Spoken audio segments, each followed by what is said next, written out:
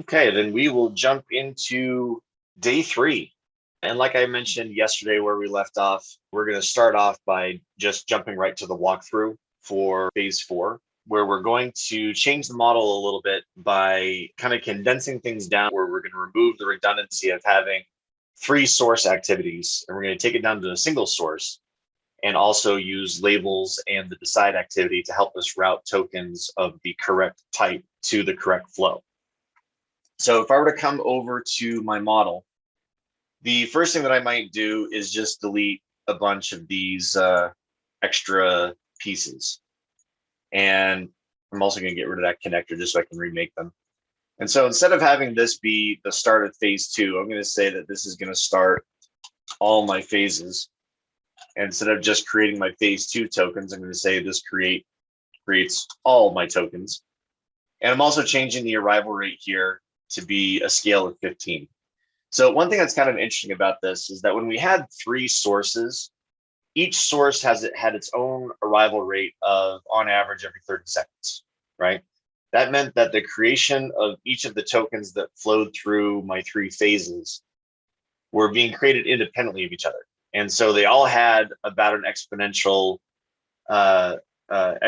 distribution for its arrival, but they're all independent of each other. And so they all had their own arrival rate, their own arrival times that was independent. But by going down to a single source and increasing the arrival rate, I'm trying to get a little bit closer to having an arrival of a token similarly to what we had with the 3 sources. Because when we had the 3 sources with their own inter-arrival times, our true arrival rate of things into the system is actually much faster than every 30 seconds because they were all operating independently of each other. So by going down to a single source, I might have to think about how this impacts things like the arrival rate and how to account for now having one source that generates a thing and then have that thing be randomly assigned to one of my 3 flows rather than just creating something that always goes to the same flow. So just a slight modification here to increase the arrival rate. And in this container, I'm also going to bring out my assign labels activity. Now, one thing that as far as like documentation goes, when I make an assign labels activity, I tend to like to put the names of the labels that I'm going to assign into the name of the activity, so that if I'm looking at the flow without looking at the properties of the individual activities, it's nice to be able to see, oh, this is where I assigned the label called type, right? And so if you add multiple labels, it might be good to add multiple, the names of all those labels in the title of the activity. It just might make it a little bit easier to follow. In this case, it's pretty straightforward. We just have the single label that we're calling type. So I'm going to say that my label name is type. And then I need to set my value. Now, in the description, it said that the value of type should occur roughly evenly. So we have 3 different values of type, types 1, 2, and 3, and we want them to occur roughly 33% of the time each. Now, there's 2 ways that you could do this. Most people do it this way, where they went to the value drop down, they go to the by percentage option, and then they would have their 3 percentages. You would say something like 33 gives you a value of 1, 33 gives you a value of 2, and 33 gives you a value of 3. Now, one thing, though, to point out here is that this only adds up to 99%, technically, right? And so that would mean that you would have a 1% chance to actually assign a value of 0. So when you're dealing with these percentage-based options, you need to make sure that the percentages add up to exactly 100%. So that means that one of them has to either be a 34 to account for that 1%, or you could even give yourself some more significant digits and say like 33.3, 33.3, and 33.4. Again, just to make sure that it adds up exactly to 100%. Okay, so that's kind of the downside of using the percentage option. You just have to remember to make sure it adds up exactly to 100%. The upside is that you get to define exactly the values that you want, right? You can have your values 1, 2, and 3 Could also be 369 or any other values that make sense for your model. And so this is the way that people typically go on this on this example. For those of you that got this far, did you do it this way or did you do it a different way? I did the 34. I did 3. the 33.3. Cool. Yeah. Now, the other way that you could have done it, that would have been an okay way to do it as well, would have been to use a distribution called duniform. Remember, we introduced duniform on Monday, where you could have said that you have a minimum value of 1 and a maximum value of 3. Because the way the duniform distribution works, remember that the D stands for discrete, which means integer values only. And because it's a uniform distribution, it means that it's an even distribution of the 3 possible values, where they all have a roughly equal chance of occurring. So this would have been fine as well. And so the upside of this is you don't have to worry about managing the percentages. The downside is that you have to establish a minimum value and a maximum value, and the valid values have to occur within the range. So like the by percentage option gives you a little bit more control over the values themselves, but you have to manage the percentages. Duniform gives you less control over the values, but takes care of managing the percentages for you. So there's kind of a, whichever way makes the best sense for your model, but it's good to know that these sorts of things are kind of equivalent. And remember too, that it might be useful to use that label as a way to assign colors so that we can visually verify the flow of the tokens. And kind of going back to, I think it was Connor's question about debugging. This is a very common type of strategy to kind of validate models, is to assign colors to things and make sure that things that are the right colors are in the right places. So I'm going to go ahead and do that. Like we talked about yesterday, where I go to my properties panel and I see that I'm in my process flow properties. And I'm going to click on the button for more properties, which brings up this window. And under the visualization tab, I'm going to say that my token colors are assigned according to my label called type. And so if I just kind of see where I'm at, if I hit reset and run, I'll see tokens coming to the assign labels activity. And as they get assigned their label values, their colors will be updated, such that I can look at a red token and know that its type value is 1, green tokens are 2, and blue tokens are a 3. Okay, and so now what I need to do is I need to get those tokens into their right flow. So I need to make sure that things that are type 1 go to phase 1, things that are type 2 go to phase 2, things that are type 3 go to phase 3. So this is where I need to bring in my decide. So I'll pop in my decide activity. And I'm going to make my container just a little bit bigger, because containers get upset if the activities are not fully encompassed inside of them. So I'm just making sure that the activities aren't touching the borders of the container. And then I just need to draw my connectors. You can draw your connectors either from the decide activity like we talked about, or you can also do it from the container itself. Either way is fine. And if you want to kind of adjust what things look like there, that's also just fine. I like moving around the ends of the connectors so that it looks nice. And now in my decide activity, I need to say that we're deciding by type. And then in my send token 2, we're going to say that we are going to choose a connector by case. My case function is going to be based on my type label. And then I have 3 possible values of type. If type is equal to 1, I want to use connector number 1. If type is equal to 2, I want to use connector number 2. And if type is equal to 3, I want to use connector number 3. And I chose 1, 2, and 3 here because that's the way that I connected my connectors. So if we zoom in here, we can see that my first outbound connector is leading off to my phase 1 flow. My second connector is leading off to my phase 2 flow, and my third connector off to the phase 3 flow. Now you wouldn't have to set it up that way if you didn't want to. Like for example, if I'd said instead that like maybe my first connector out goes to phase 2 and my second connector out goes to phase 3, and my third connector out goes to phase 1. Well, now I've changed the sequencing of the outbound connections, and so I would need to make that agree here. So now I would say, well, if token.type is equal to 1, then your connector is 3. If you're a 2, your connector is 1, and if you're a 3, your connector is 2. Right, and it's fine to do stuff like that, right? We're just kind of establishing like a map relationship between the values of type and the values of the connector. They don't have to be the same thing if you don't want them to. I just tend to do it that way out of habit, but there might be good reasons where you might need to do something like this instead, where case 1 actually matches up with connector 3, or case 2 actually matches up with connector 1. Does that make sense? Anyone have any questions there? Okay, so let's see what it looks like then. So if we hit reset and run, we should see red tokens always flowing down the phase 1 flow, green tokens going down the middle, and blue tokens going down the phase 3 flow. And that looks like what we're seeing.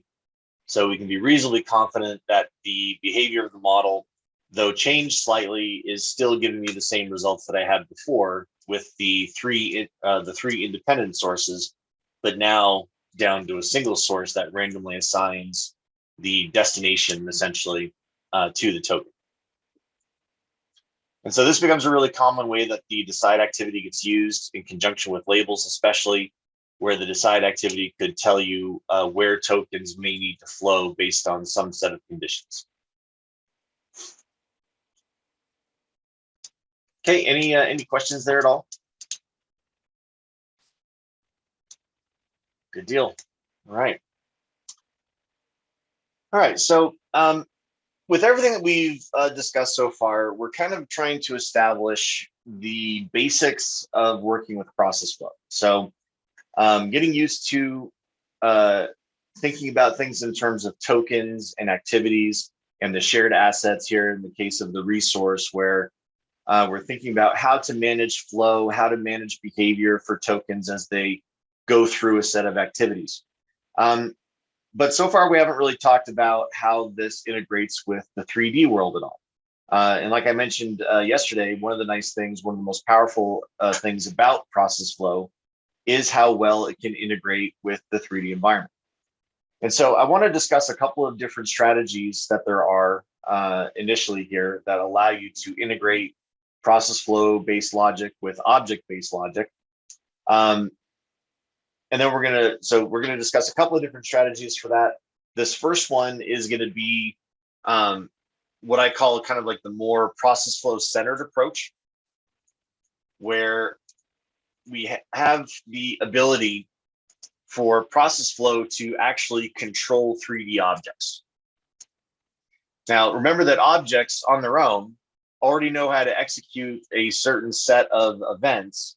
And so these activities allow us to cause events to happen on objects, essentially, where instead of creating flow items with source objects and moving them around using port connections, we can use activities that allow us to create and move flow items around the model manually so that we can bypass certain aspects of the built-in object behavior and have more control over what's happening using this process flow centered approach. So in this example, process flow is going to be doing most of the heavy lifting, and the objects will be used mostly just as a visual of what the logic is actually doing.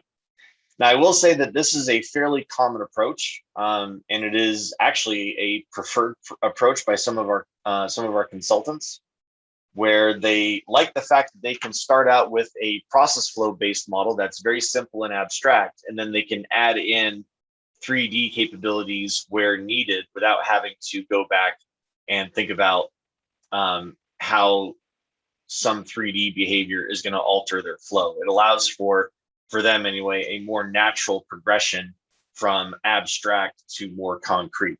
So that's the first approach I'm going to show you here. And it takes advantage of a set of activities that allow us to work with objects. And the big three that we're going to be talking about initially are the create object activity, move object, and destroy object. And so these three activities allow us to bypass certain aspects of the object environment, like how create object allows us to create objects from the 3D library, allows us to create flow items. Move object allows us to move those objects around, and then destroy object allows us to remove them from the model without having to send them to a sync object. So let's take a look at how each of these activities work in kind of a simple environment. So I'm just going to stop that. And we'll come back over to a little example model. And let's say that I have just a couple of queues here. And I'm using queues for this example because queues are relatively simple objects. They don't have a lot of events that they execute. And so if I'm going to control my 3D visuals using process flow, generally speaking, it is easier or better to use simpler objects so that process flow doesn't have to interfere with their event execution very much, or we don't have to worry about, you know, how's this going to interact with like a processing time or a separator or a combiner or something like that. So using just queue objects, in this case, I'm using them as locations where I may want process flow to move flow items around for me. So I'm going to start my process flow by just having a source activity. And I'm going to say that there is a delay right after that. And then we're going to say that there is another delay. And then another delay. And then a sync.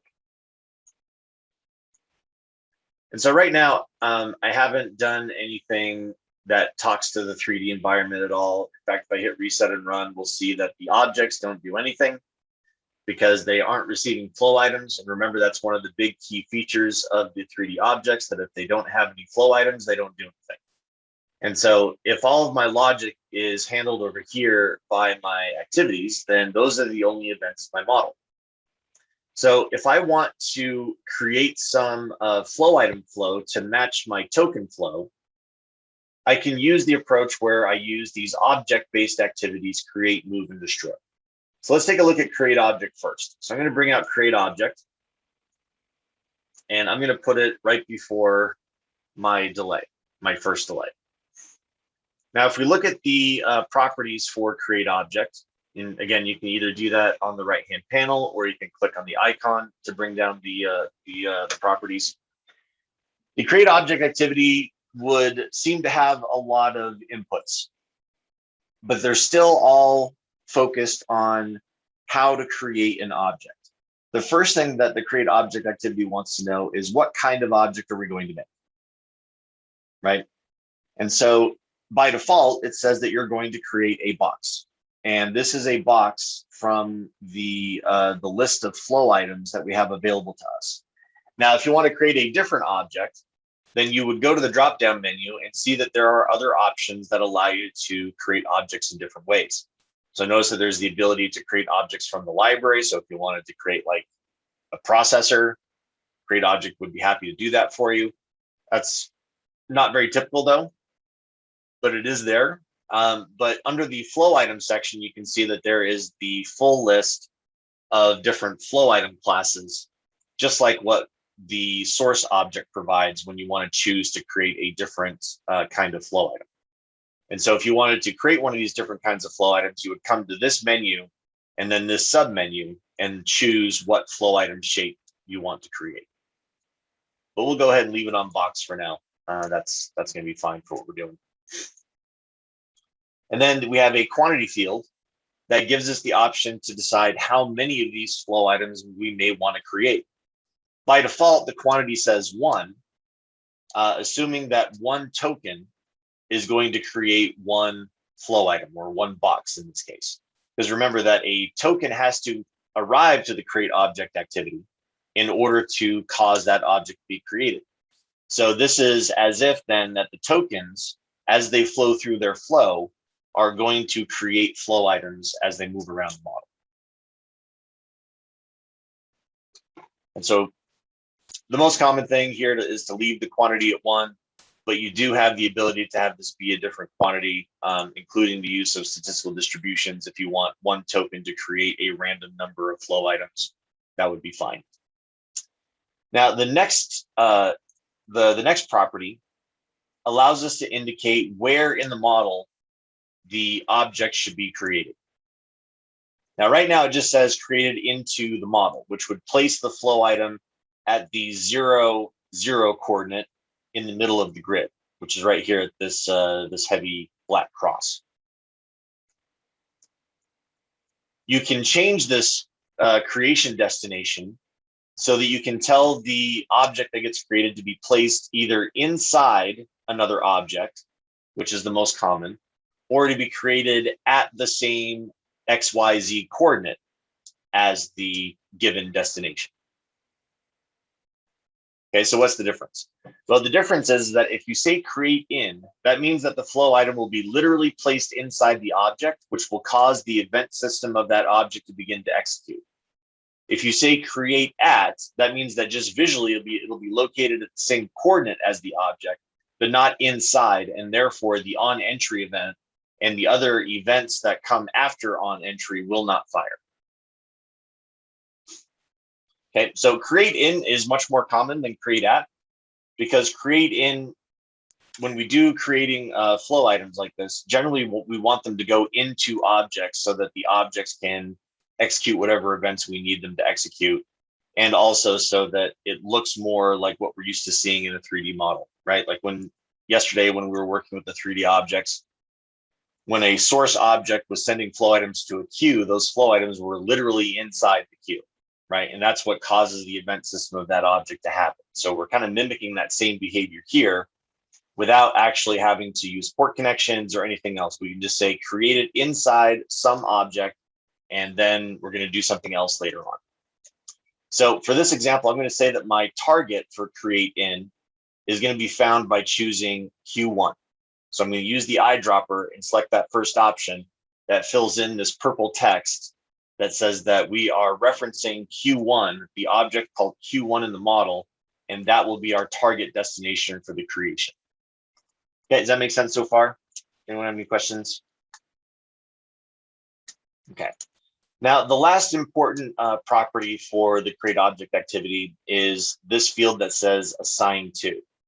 Now, this idea of assigning to, this is going to show up on a lot of different activities.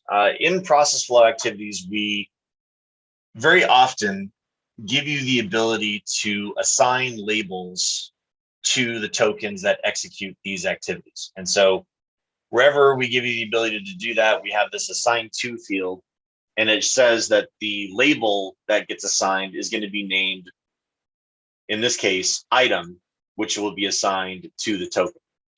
So that assigns a label called item, but what is the actual data? Notice that there's no value field here, like with what we saw on the assign labels activity, where I can't choose some value that I want to be assigned to the label called item. That's because the create object activity is going to assign data by default. And the value that gets assigned here is going to be a reference or a pointer to the item that was created. So this mechanism allows there to be a relationship between the token and the flow item that it creates, and that every token will have a unique reference to the unique flow item that it actually created. And that's going to be important because there's going to be other activities where we can use that reference as an input in order to say, when you do this activity, do something to my item. Okay, so let's kind of see what that would look like. So if I hit reset and run right here, and actually I won't even run, I'll just step forward. I'm just going to step forward one event so that we get our token. And the token is currently at the create object activity. Nothing is in the 3D environment yet, except for my 3 objects. But when I step beyond the create object activity, now I get a flow item located inside of Q1. And I can tell that it's inside of Q1 because if you look at the queue, you can see that its throughput statistic is updated, its content statistic is updated. And if I move the queue around, the box moves around with it because it is literally inside the queue is acting as a container for this flow item. Just like with what we saw in all of our object-based stuff on Monday and Tuesday. Now, if we take a look at the token, we'll notice that there is now a label that references that flow item. So the item that is associated with this token is named box1, and it's located inside the object called Q1. And so this unique reference points to this unique flow item in the model. So this token knows that it belongs to this flow item. Or you could also think of it as this flow item belongs to this token. Either way is fine. The important thing is that the token knows what item it's associated with. Okay, now if I just reset this and let it run, I want you to notice that the flow items get created into the queue and the tokens just continue moving along, right? So far, the only thing that I've told the flow items to do is to be created. And they're just being created into the queue. And since there are no port connections on this queue, they don't know that they're supposed to go anywhere. They don't know they're supposed to do anything. And so the queue is just happily receiving those flow items and executing its stacking animation so that the flow items look nice inside the queue.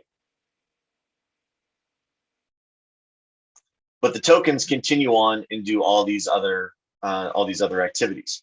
Because again, the assumption that we made when working with tokens and flow items, objects, and process flow together is that we don't want to assume how those tokens and flow items are going to interact. And we really put the control in the user's hand to decide exactly what you want to do. So even though the tokens created these flow items and the tokens go on and do other activities, that doesn't necessarily tell the flow items to do anything unless we actually give the flow items some kind of instruction. Okay, so what if we said then that when tokens come to this middle delay, that we want the flow items to go to Q2? And let's actually make it a little bit more interesting. Let's put a restriction on this and say that we have a resource that needs to be acquired.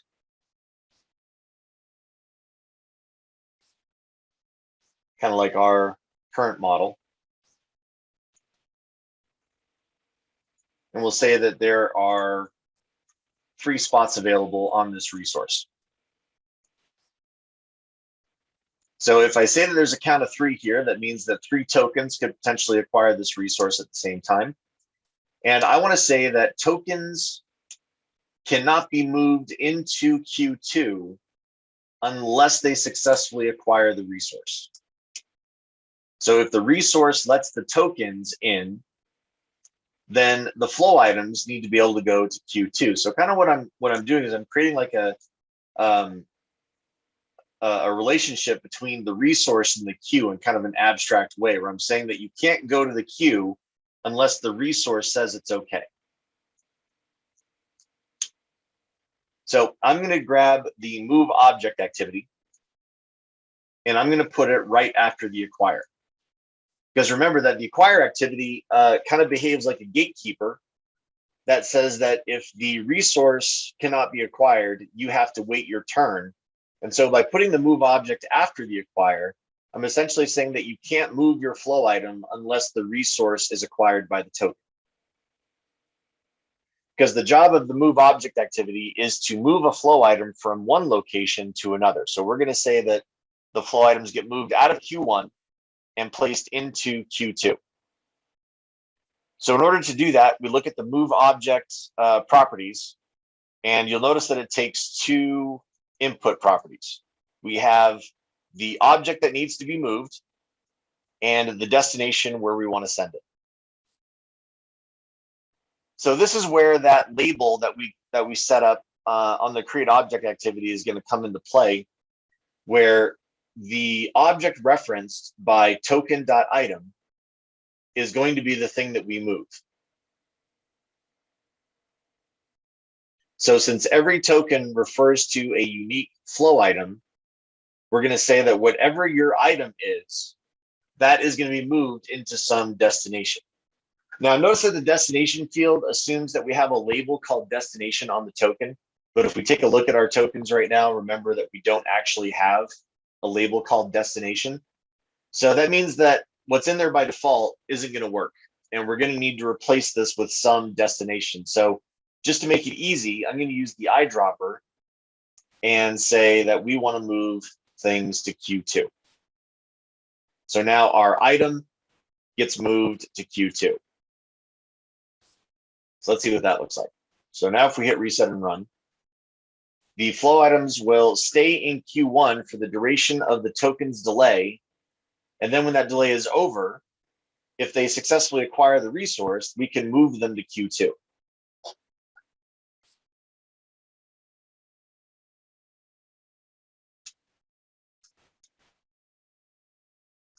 And notice that every once in a while, like right here, we get a token that can't be moved because the resource is in full use. Now, that is not the same thing as the content of the queue, right? The limit of 3 here is based on the resource, not the limit of the queue. So we have a whole bunch of things in the queue because these flow items were left in the queue after the token released the resource. So if we want these flow items that are in Q2 to move on to Q3, then I would just need another move object. So we'll say that after the delay at the resource, we're going to move our items now into Q3.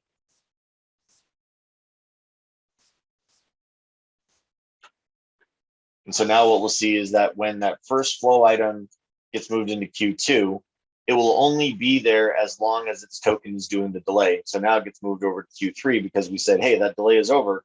So now you need to be moved to some other location. So now the content of the resource is the same as the content of the queue because I put in this additional move that said, hey, when this delay time is over, you got to go.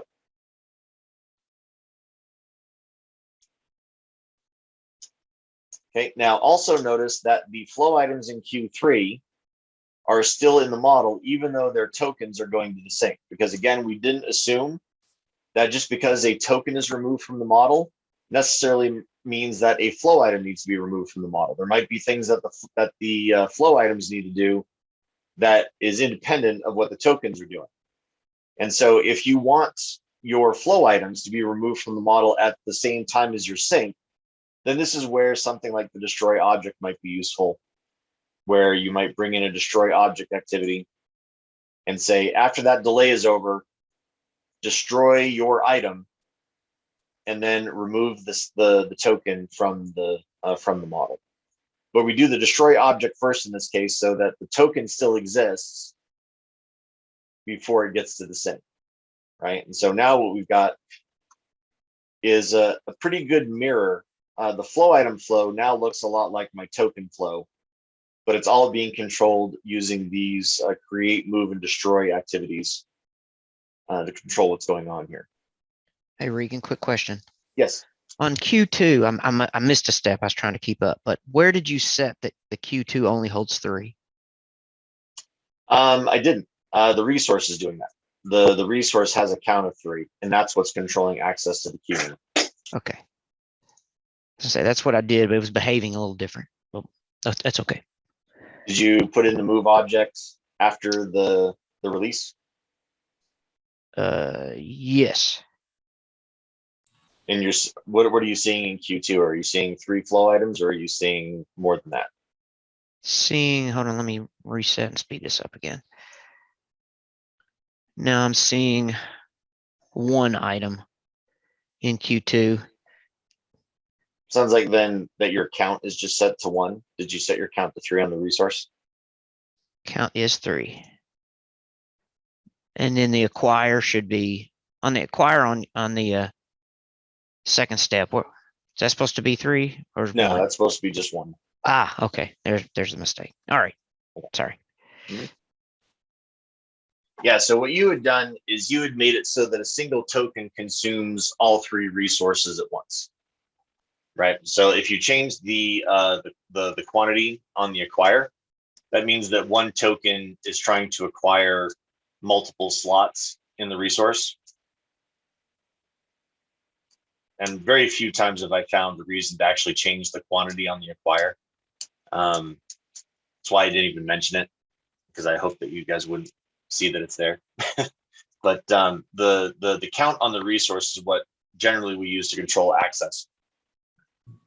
So I got a question. I feel like I got mine set up just the way it looks like up on the screen, but I'm not getting anything to Q3.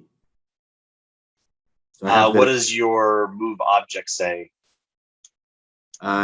when I double click on it, you know, it's called move object. Objects is token.item and destination is Q3. You don't have the checkbox preserve global position check, do you? Oh, that's unchecked. Okay, it should be unchecked. It's nothing's moving over there. Do you mind if I take a look? Yeah, let me, can you see it? There it is. Here we go. It's loading now. Okay. Okay, just reset it and let me watch for a second.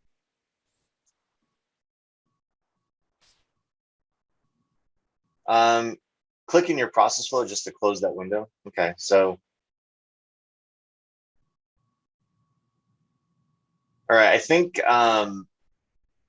you've got a buggy connector. So this is something that you don't know to look for unless someone tells you. So go ahead and reset your model. And what I want you to do is to grab the arrowhead on that connector that leads into the move object. So click on the arrowhead at the very bottom of it, and just click and hold and like kind of drag it around, and then drag it back. And now let's try it again. Yeah, there we go. Cool. All right. Yeah, so sometimes that can happen, and I haven't been able to figure out a set of reproduction steps to make it happen consistently, but it happens to at least one person in every training class, where even though you have a connector that led into move object, the connector thought it was still connected to the delay, and so the move object was actually being skipped. Yeah, so I had delayed and sync, and then as we progressed, I moved the move object right on top of it. Yeah. I didn't remake the connection. Yeah, so I mean that should be okay, you know, because you're allowed to move activities around in a block and like drop activities on top of a block, and the connector should just like figure out what it's supposed to do. So it's kind of a weird one, but if ever, you know, so if you ever make an activity and it seems like that activity is being skipped over, just kind of, you know, give that connector a wiggle and put it back, and that should fix it. So yeah, not your fault. Okay, so we're doing some pretty rudimentary stuff here where the token is causing the object to be created, the token is causing the object to be moved, and then the token is causing the object to be destroyed. And there's other things that you can use these label references to items on the tokens for. Like, for example, there's another activity that might be really useful called change visual, where you could say that there is some visual aspect of the object that needs to change. Like if you were to say set object color here, you could say that the item is going to be assigned a random color, so that when we run this, we have multicolored boxes because the tokens are creating the object, and then they're causing the change visual to happen, and then, you know, so we get these different colored boxes. And so that's another example of where using colors might be a way to make sure that things are working the way that you expect. Set object color is a pretty basic way where it lets you choose a color from a list.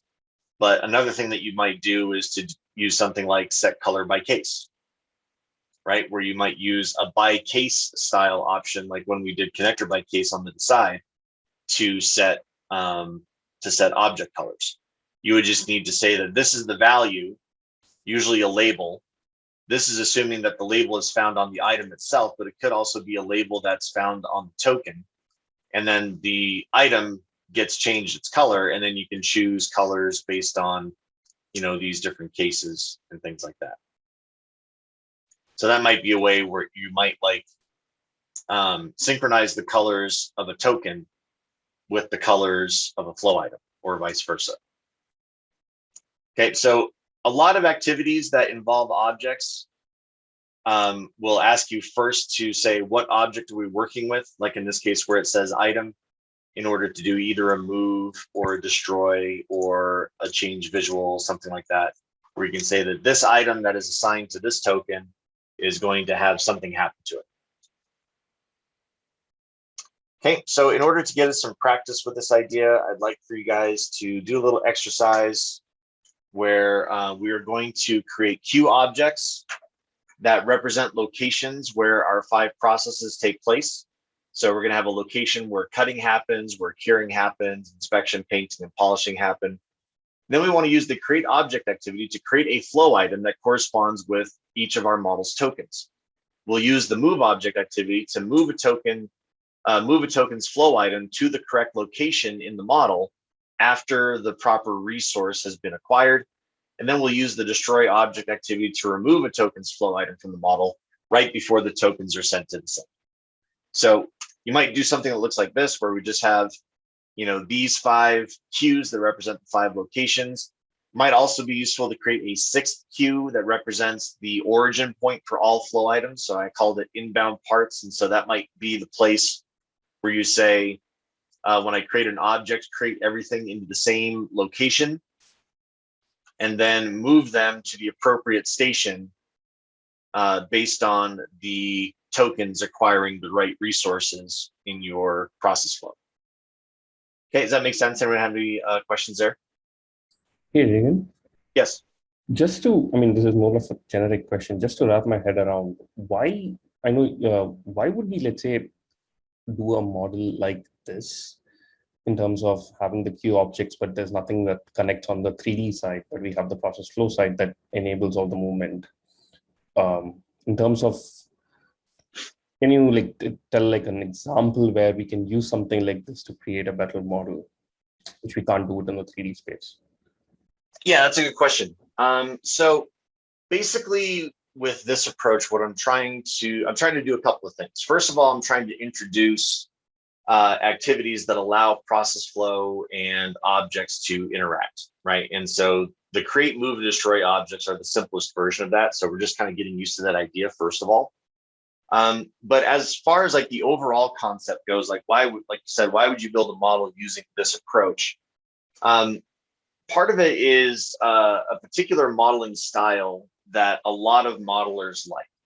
And that approach is to start with the simplest version of your model first, and then add detail and complexity as it becomes apparent that you need it.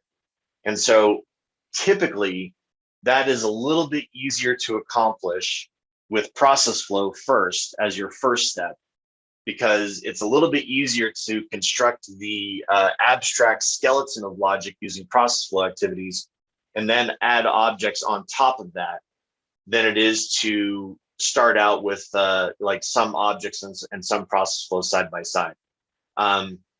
Unless you are have a pretty good idea of where you're headed and you can kind of do both things simultaneously. But like I said, it's a particular modeling style that a lot of people kind of gravitate towards. But it's just one way of approaching things. And so, like I said, with this model, I'm trying to introduce that modeling style, as well as introduce these activities that allow you to work with the objects. And in the next phase, we're going to look at a more hybridized approach where you have object events playing a much larger role side by side with process flow events. So this is kind of like baby steps as we start moving forward into things that are more complex approaches. Got it. Yeah. Thanks. Yep. All right. I would expect this probably to take around 15 or 20 minutes to do. There's a lot of clicks with this one because we're adding a lot of new activities and some new objects. So if you get stuck or have any questions, let me know, and then we'll just be ready for the walkthrough again in about 15 or 20. All right, so to do the walkthrough for this one, again, we're just kind of building on top of what we've already got. And so I'm going to start by creating the queue objects that represent the locations. So my Q1 is going to be used as my my origin or my creation point. And then I'm just going to create each of these queues to represent the locations where these different processes need to happen. So just kind of setting them all out there. Okay, and again, no port connections, because I don't want the standard object port connection logic to manage the movement of flow items. I'm going to handle that myself using the flow, or using the process flow. So, whoops. My first step then is to create my flow items. So I'm going to come up here to my start area, and we're going to enhance this by adding in a create object activity. Now I'm going to put in the create object right after I assign my labels. And also, in addition to creating an object where I'm going to say this is create object flow item, I'm going to make this a little bit bigger again. Is there a way, like, if you put that % and you accidentally drop that right above the assign labels, is there like a little button, like up down arrow that you press to just move it up and down in this block? Yeah. If you hold down the control key on your keyboard and click and drag, you can change the sequencing of activities in a block. Yeah, that would save me a lot of time. So, and then after I create the object, I'm also going to throw in a change visual, because I want to color my flow items to be the same as my tokens. So I'm going to say color flow items as tokens, something along those lines. So for my create object activity, I'm going to create a box. That's fine. If you want to change the shape of the object, that'd be fine also. And then for my create in, I'm saying that we're going to put this into Q1. And I'm going to keep the label name for item the same. I'm going to keep it on the default. You could rename the label here if you wanted to, but it's not required. You would only change the name if the term item is maybe too like abstract, and you want something that's a little more concrete, like maybe you would call it like part or something like that. That would be fine too. But I'm going to leave it on item. And then for my change visual, I'm going to do a set color by case, where the value is going to be my type label that's found on my token. The object is going to be my items. That's going to be the thing that receives the color. And then I'm going to add 3 cases where if token.type is 1, it's going to be a red box. If it's a 2, it's going to be a green box. And if it's a 3, it's going to be a blue box. And that just makes sure that my tokens and the corresponding items are always going to be the exact same color. Because with the default color sequencing that the process flow coloring of tokens uses, that means that type 1 is a red token, type 2 is a green token, and so on. So I'm just keeping that same pattern over here.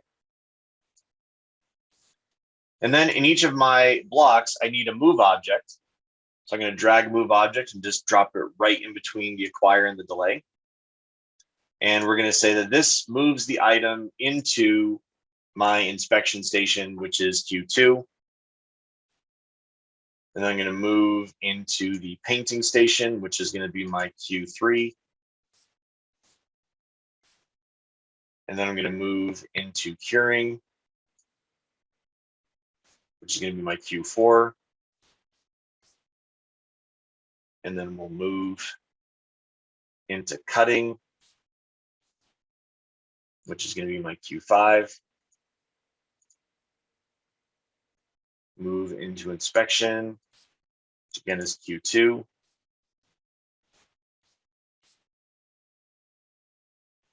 Oops. And then we'll move into polishing, which is Q6.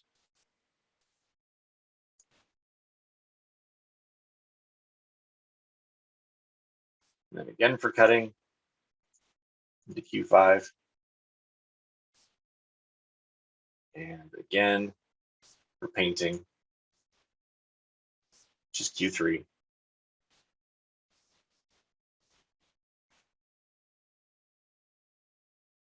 And again for curing, just Q4. And finally, back to inspection, which is Q2. Now, I also want to destroy my flow items. So I'm going to bring out a destroy object. I'm just going to put that right on top of my sink. And destroy object is just saying that we're destroying the item. And so since I didn't change the default label name, that's going to work just fine. And remember, the destroy object in this case goes first because the token needs to exist in order to tell the object to be destroyed. And so now when we hit reset and run, we should see red flow items that correspond to red tokens, green flow items that correspond to green tokens, and blue flow items that correspond to blue tokens. And they're just happily moving their way through the flow until they reach the end, and then they are destroyed and removed from the model.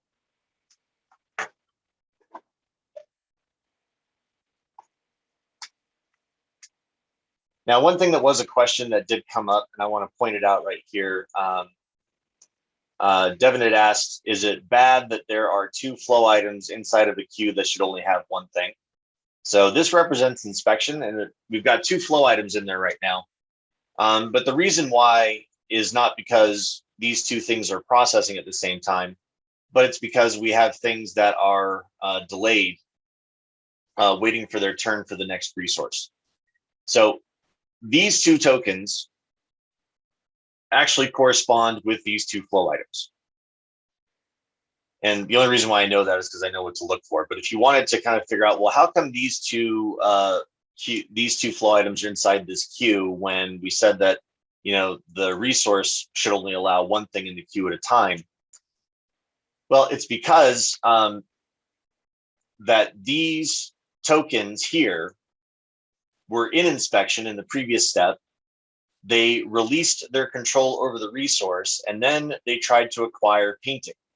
But as you can see, painting is in use by another flow item right here, represented by this token, which means that these two flow items are still in the queue waiting to acquire because we don't allow them to move to the painting station or anywhere else until after the resource is acquired. Okay. Now, this is a result of just the way we decided to handle acquiring and releasing. If you didn't want this to happen, if it was inappropriate that waiting flow items were waiting at the station where they were processed, then you might want to change the sequencing of the acquire and the release. Like, for example, simply, you might do something like this that says, well, let's acquire first and then release second. Now, if you do this, we have to think about what this release is actually releasing, because you'll notice that it says that we are releasing the last acquired. So if we left it the way it said here, then that would mean that we'd actually be releasing the painter. So what you'd want to change this to is to say release the first acquired, to make sure that you actually released the inspector, which was acquired first, versus the painter that was acquired second. Remember, we kind of talked about this yesterday, where by default, the release activity releases the most recently acquired resource. So if you flip the order of these things, where you say acquire, delay, and then acquire your next location before you release your current location, you would need to think about what is the appropriate resource to actually release. Would it be the first acquired, the last acquired, or release everything all at once? Right? There's some different options here that we didn't talk about. So this is kind of a good reason to introduce this idea.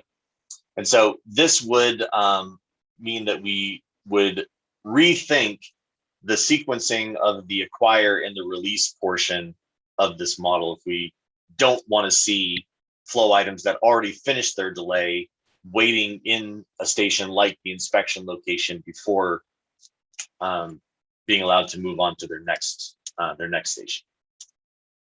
Does that make sense? Yeah. Yeah. Hey, Regan, I put Yes. the move object after the delay. Is there like a difference between it being before or after?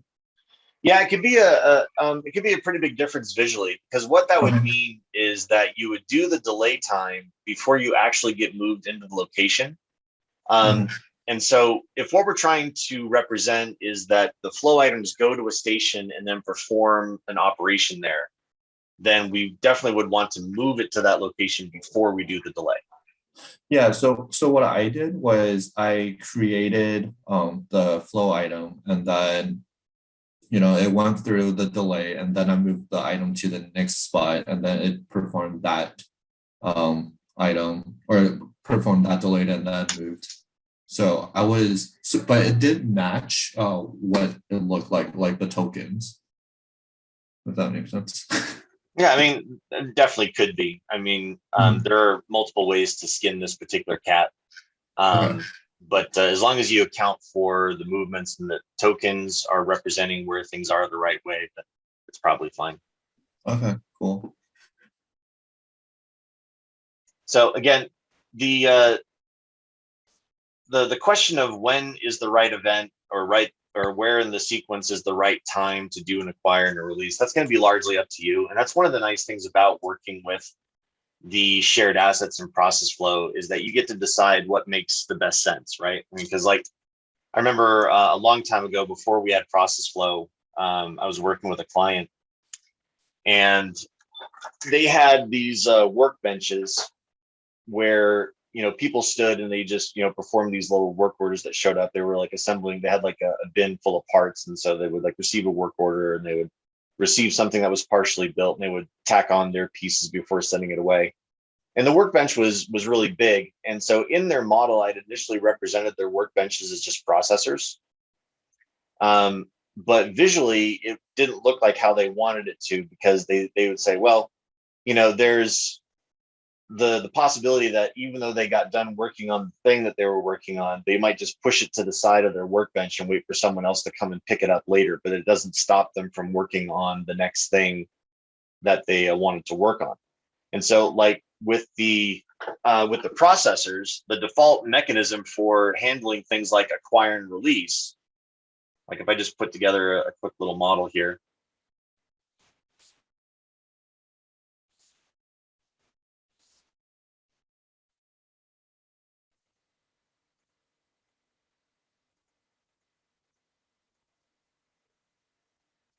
So when you think about it, the job of a port connection in a model like this is to manage acquiring and releasing this processor. Actually, let me make this a little bit different. Let's add a second processor here. Illustrate this a little bit better. And we'll say that the second processor has a longer processing time, just so it's more obvious. So when we have flow items going through here, if you get to the point where the upstream flow item wants to acquire the downstream processor, the assumption that the port connections make is that if you can't acquire the downstream processor yet, then you just stay in your location, and that blocks any further upstream flow from coming to processor one. Right. And so when I was helping them kind of put together their the beginnings of their model, they said, well, we can't do it like this, because there's actually, even though you're done with your processing time here with this flow item, you could start working on the next thing. It was okay that the previous thing that you worked on was still in the same location as the process. So this is assuming that if the flow item is present, then we can't receive any additional flow items. Right, that's the default behavior of the port connection, working with object properties like the maximum content that say, okay, you can only work on one thing at a time, but if you finish the one thing, then you can start the next thing, right? And the processor doesn't have a built-in way to handle that kind of a behavior. So in that case, I needed to kind of work around the system, because I didn't have process flow yet.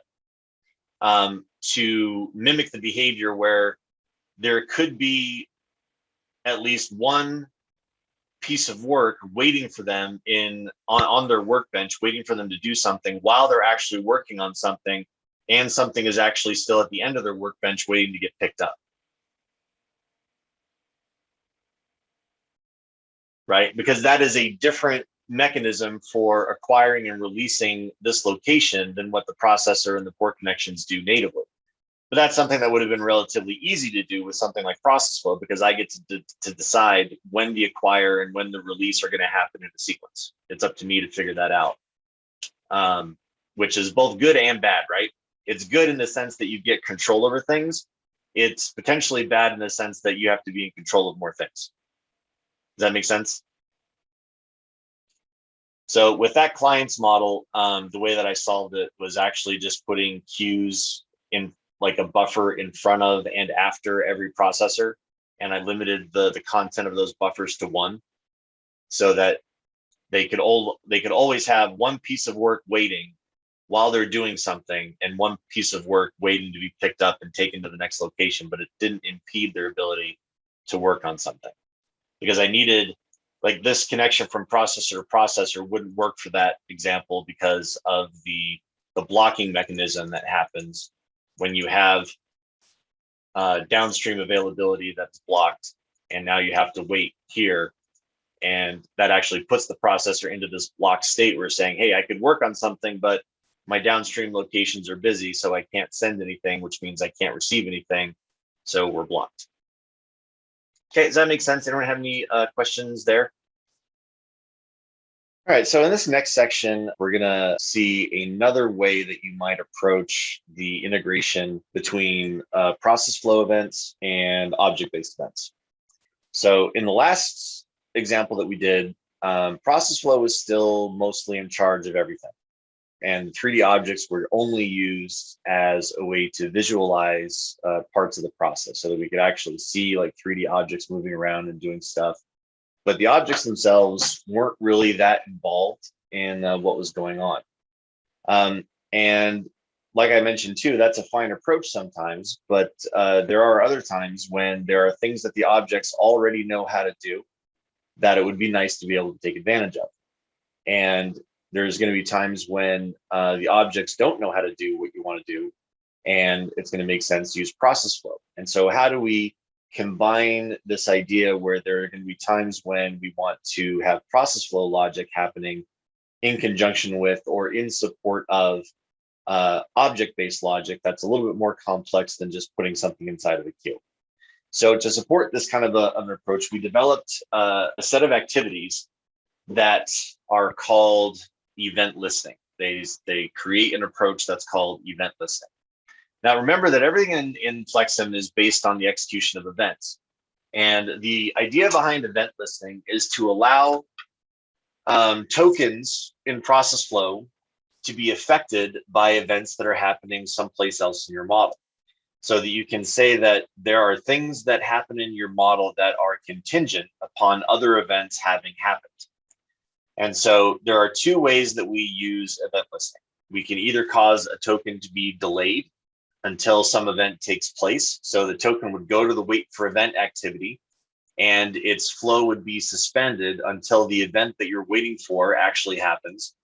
Or you can cause a token to be created after a particular event takes place. So in each instance, with wait for event and the event triggered source activity, we are saying that something happens because we are waiting for something else to happen. So, like, for example, the event triggered source would say that, you know, your model's executing a bunch of events, whatever they might be. And then when the event that the event triggered source is tuned to, when that event happens, then a token gets created, which then allows you to execute whatever process flow activities you want as a result of that other event having happened. Okay, so let's take a look first at this idea of the event triggered source. The event triggered source, the properties for it can look a little bit intimidating at first. So I created this diagram to kind of try to explain what each piece of the event triggered source does. So again, the main thing to remember is that it creates a token in response to some other event that happens in your model. So rather than creating a token based on a time or some kind of a schedule, it creates a token because something else happened, some other event happened. So the first thing when using the event triggered source that you need to set up is the object that you want to listen to and the event on that object. And these 2 things taken together will be the event that causes the token to be created. So like in this case, we're saying listen to Q1, and during the on entry event, a token will be generated by this activity. Now, there are a number of other things that we can do once the token is created. And we'll look at some examples here. Like, for example, a very common thing is that you want to capture data that is reported by the event that you're listening to and save it onto a token. And so this label assignment matching value area gives you the ability to do that. And we'll take a look at that in practice. So let's actually take a look at this in a model, because again, I think this is a little bit easier to understand with a model. So we'll start with what we've got here, just a simple couple of objects, and I'll just modify it a little bit. So we'll say that we've got another queue here, and then that'll go to another processor. And then in my process flow, actually, let's go ahead and put that sync back in there as well, just for fun. So we've got this whole potential process of things that are being controlled by the objects, right? We've got a source object that's creating flow items. We've got queues, processors. Maybe you've got an operator in here as well. Maybe you've got something like this operator. Oof. Needs to transport things into Q2, right? So if we let this run, it works pretty much the way that you would expect. Flow items arrive, and then when their process is done, the operator is going to go pick them up and put them in the queue. And so we have all of these events executing in the model. And if we open the event list, we can see those events as they're scheduled to happen.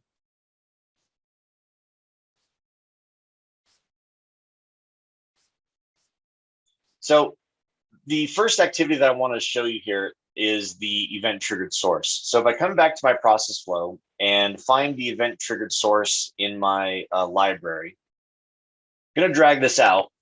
And remember that the job of the event triggered source is to create a token, but it creates a token not on a timed basis, like the inter-arrival, the schedule, or the date time source. Those all create tokens based on time.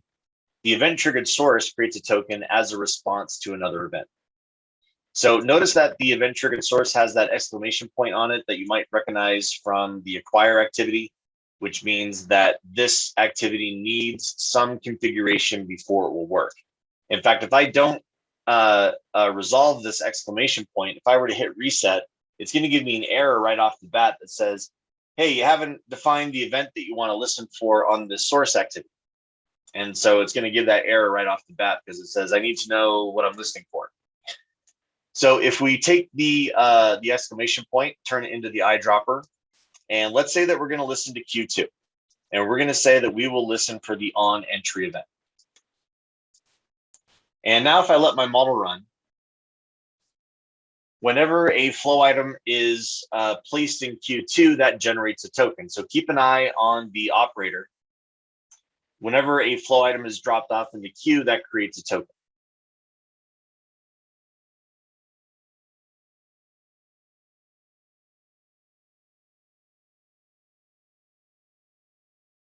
And so even though those flow items, again, are going out to the sink, the tokens remain because the event triggered source heard the event on Q2 happen, and then it generated a token based on that.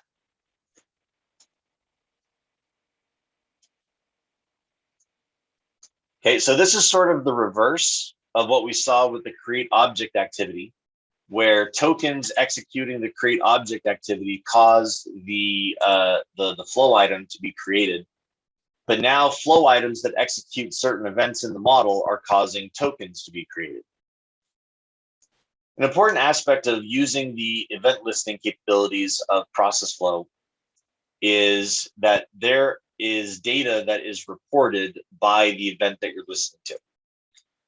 So down below the object and the event that we're listening for, there is a section devoted to this event data.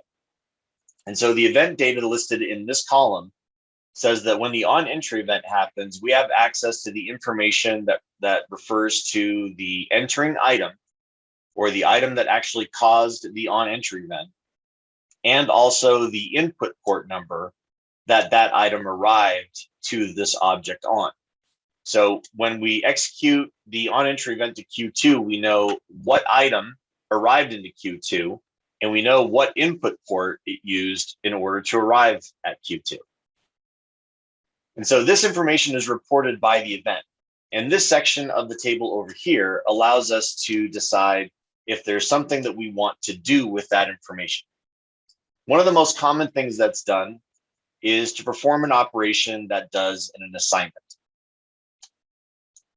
So if we say that we want to perform an assignment, that means that we can designate a label name where this data will be assigned to.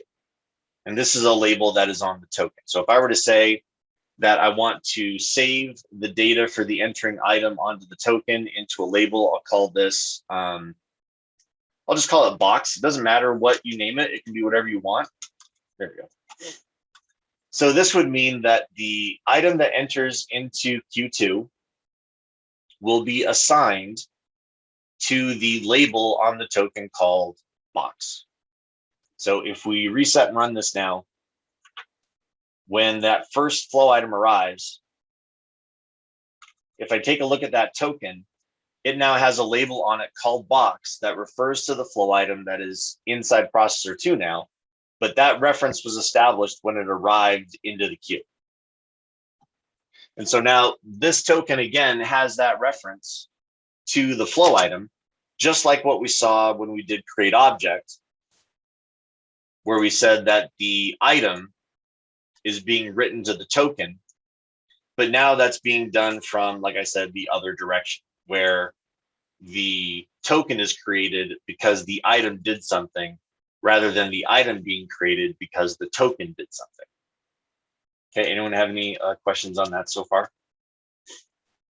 So from here, we start to get access to all the things that we would normally do with a set of activities. Like you could do maybe a change visual, where you could say that when the flow item arrives into the queue, we're going to set the object color. We'll just let it be something random.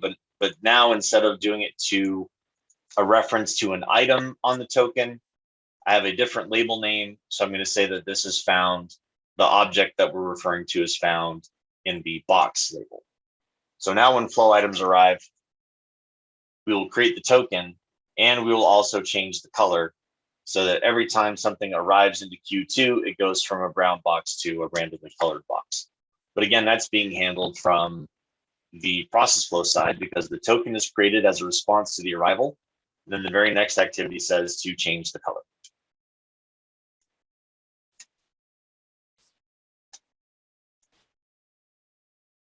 Okay, so this is a fairly simple example, hopefully just kind of introducing this idea where tokens get created because flow items do something, and then we can allow process flow to execute whatever behavior we want after that point.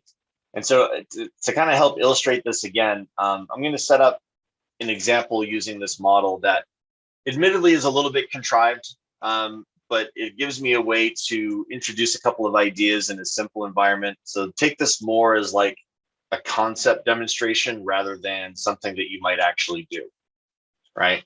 So let's say that we get rid of this thing and we've got a queue over here. And this processor, we're going to say that it has a setup time of 3 seconds, a process time of 10 seconds.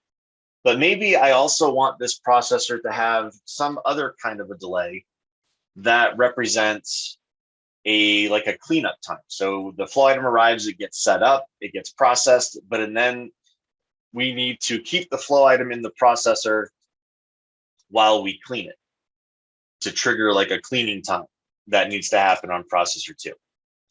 Well, as you notice, the processor object doesn't have a third kind of delay. It has a setup time, as a process time, but it doesn't have another kind of a delay that represents a cleaning time.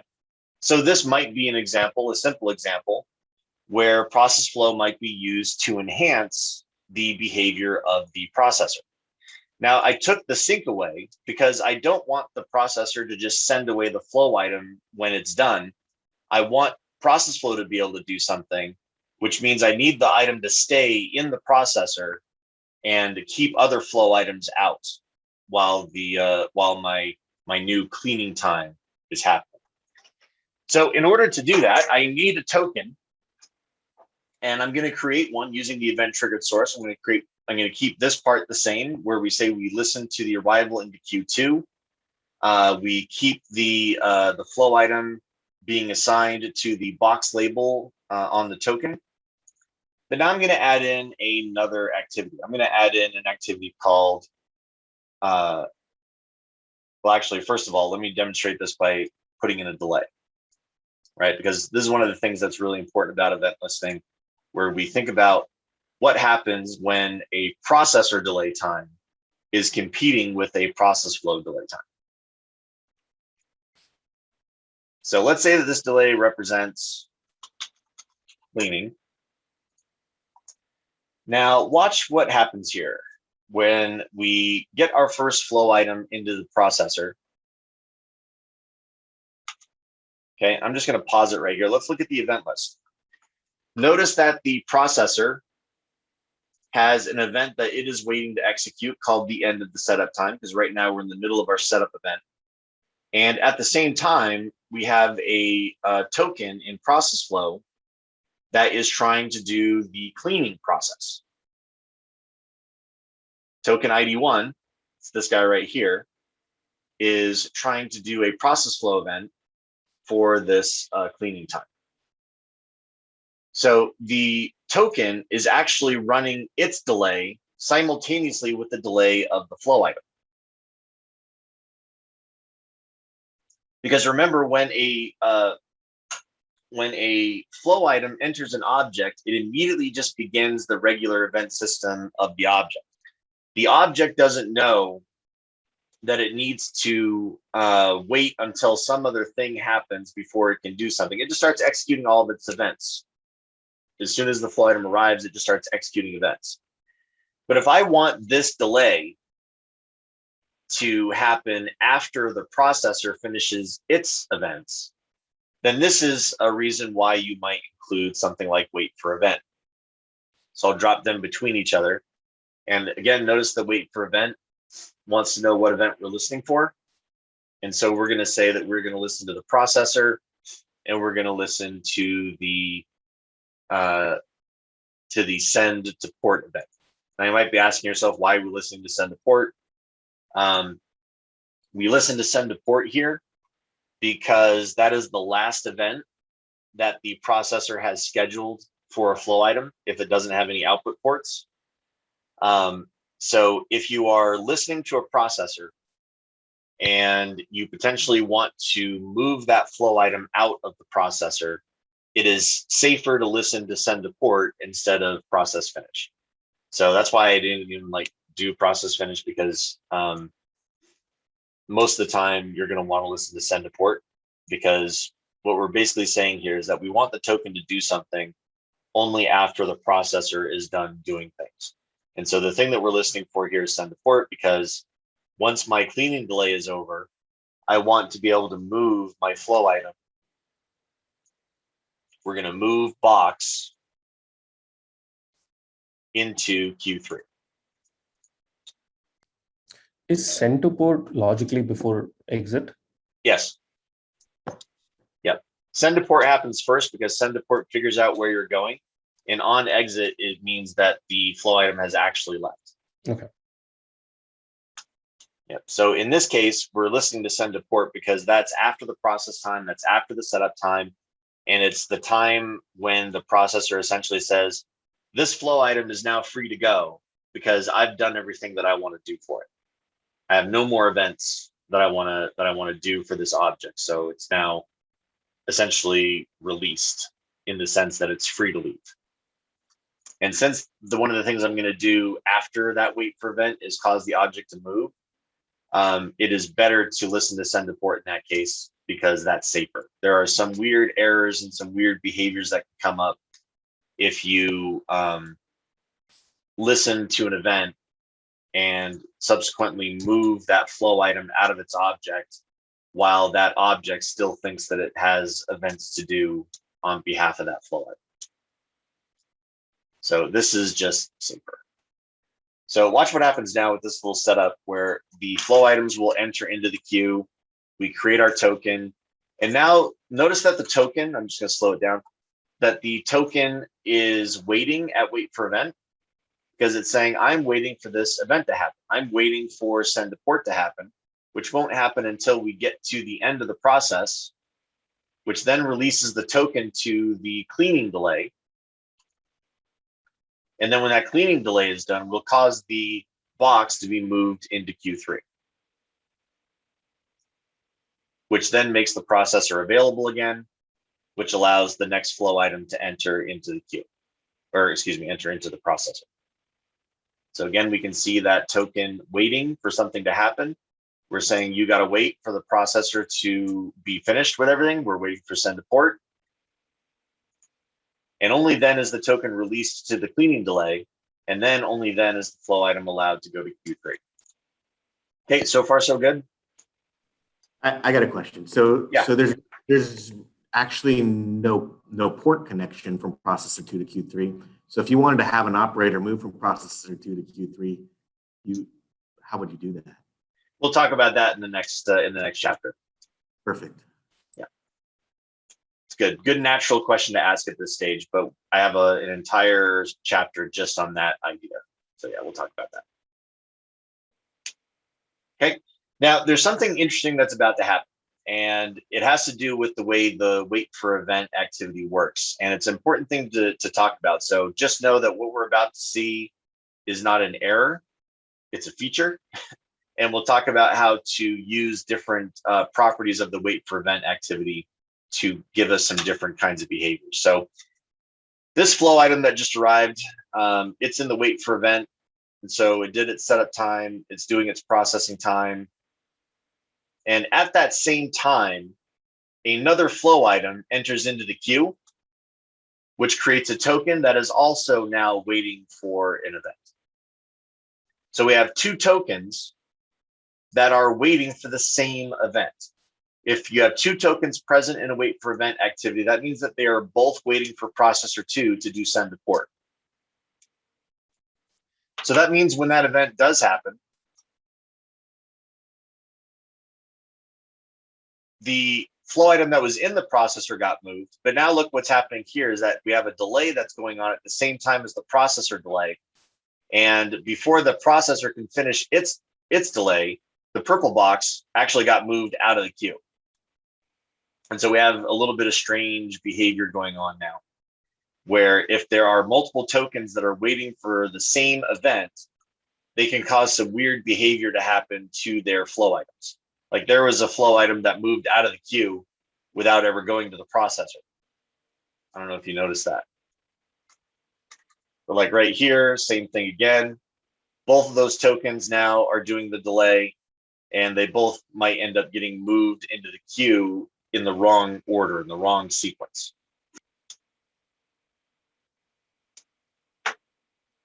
Okay, so the reason why that's happening is because if multiple tokens are waiting for the same event, the wait for event activity behaves like a traffic light at an intersection. The light turns green and everyone is allowed to continue. Right? So it doesn't matter when you got to the wait for event or when you get to the intersection. If you get there like 2 seconds before the light goes from red to green, then the light is green, you get to continue. Right? And so the wait for event has this capability on purpose so that if there are multiple tokens that could potentially reach in a certain point of their flow where flow needs to be temporarily suspended and then continued, the default functionality without any other settings of the wait for event basically mean that you're collecting a kind of a batch, and that batch is released as a result of the event that you're listening to. And it doesn't matter when you arrive, as long as you arrive before the execution of the event, then you are going to be part of that released batch of things that moves on to the next set of activities after the wait for event. Now, in this model, that actually causes us some problems because it allows the boxes to be moved out of the queue before they get processed potentially, or they might get moved out of the processor before they're done being processed. So there are additional controls built into the wait for event that allow us to create like a filtering mechanism on what tokens are actually allowed to leave the wait for event. And we handle that with this label matching and assignment table, similar to what we saw with the event triggered source, where we are allowed to listen for particular event data and then only release tokens if the operation says that we're going to do a match. So in this case, if I say that the box flow item, the data in the box flow item has to be a match for the released item on the processor, then only will the token be released from this activity. So remember that each token has a reference to a flow item on it. And so if I say that the flow item reference has to match the item released by the processor, or has to match the item that caused the send to port event to happen, then only that token is released from wait for event. So the first couple of flow items, it doesn't really look too much different because there's nothing else waiting in the queue. But now when we get to the point where we have, like right here, where we had two tokens waiting for the same event, and we just barely missed it. Let me just kind of get back to that point. Right about, oh, I stepped past it again. My bad.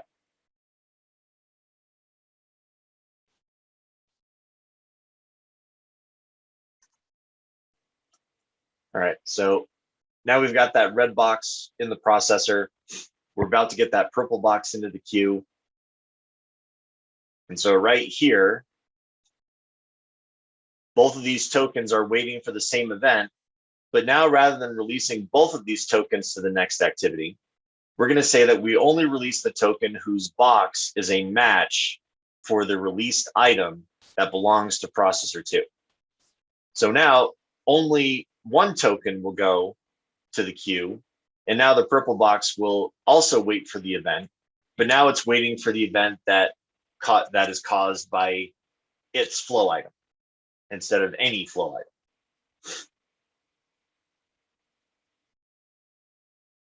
Okay, does that make sense? Anyone have any questions there? What would the other options in the operation column mean when we say match value or insert at front? Yeah, good question. So like assignment, we already talked about, right? Where it assigns the event data to a label that you specify. But matching a value is different from doing a regular match. And matching a value means that if the event data that's returned by the listener is a numeric value, like if it's a number, then you can match the value of the event data with some other value. So kind of the best way to illustrate that really is at this event triggered source, we can do that with the input port, because the input port event data is a numeric value. And so if we said that the operation that we want to do here is a match value, and let's say that we put in the number 2. So that means that the input port number has to match the value of 2. And if that is true, then we will create a token on the event triggered source. So because there is no second input port to Q2, then we're not creating tokens, because this is saying that, well, if the input port that arrived or that was used to arrive to Q2 is not number 2, then we're not going to create a token. And so this would create no tokens ever, because there's never a second input port that arrives into Q2. And so it's a similar idea on the wait for event, where you can say that there is a value that you want to match, instead of saying that this label value has to match this thing. You could say that there's a value that has to be matched instead.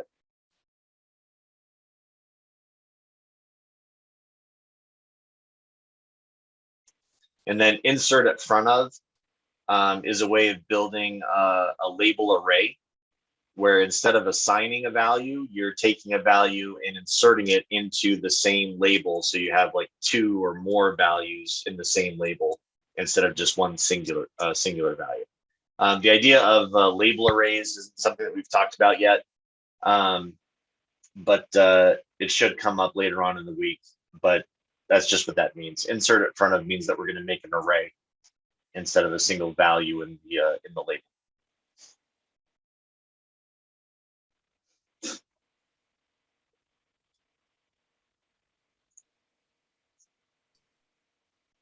And I think I talked about that stuff in these slides.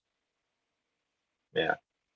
So you can refer to these for the wait for event, where it outlines what this section does and what the match and match value insert in front of and what those kinds of things do. Got it. So in this little example, again, the idea is to kind of hybridize the model where there are things that the objects are doing, and then there's this little piece that process flow is in charge of, where I'm just saying, hey, I just want you to be able to execute a cleaning time for me. In fact, you might even like put this in a container just for like documentation purposes. Or you might call this like processor to cleaning logic.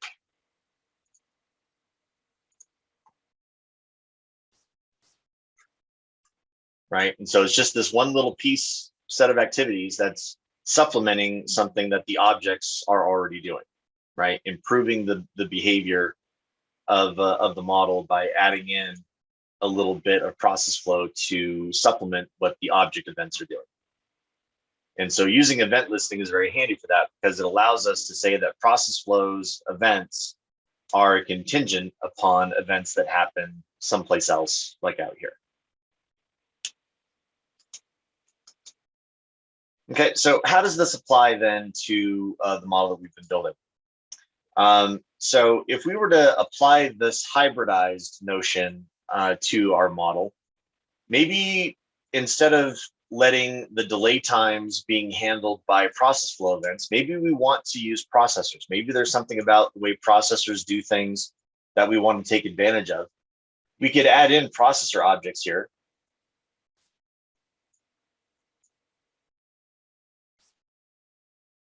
That represent the processes that we need to do for inspection, cutting, curing, and polishing.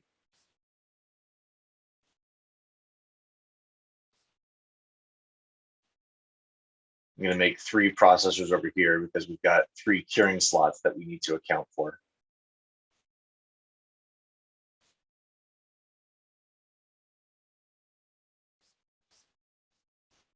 And I'm just going to make these a little bit smaller just so that it's not quite so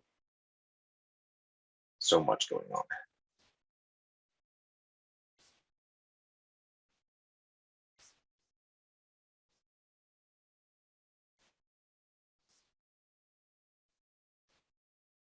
And maybe this processor 1, maybe we call this inspection. Whoops.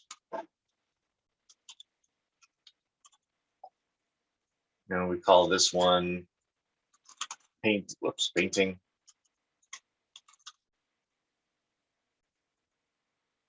We call this curing 1, curing 2, curing 3, cutting, and polishing.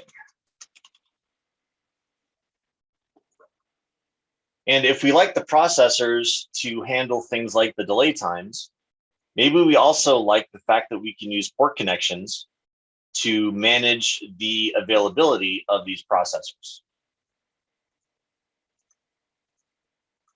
And if we're using port connections to manage the availability of these processors, that means that I don't need resources anymore, because the whole point of a resource is to help us manage availability, which is something that the port connections can also do.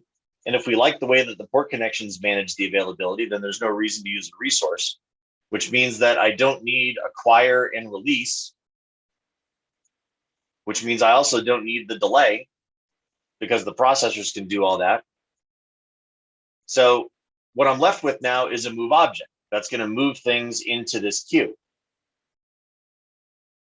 Now, before I allow the next move object to happen, in fact, let me just pull that one out and delete everything else. Before I do this next move object, I need to know when the processor is finished.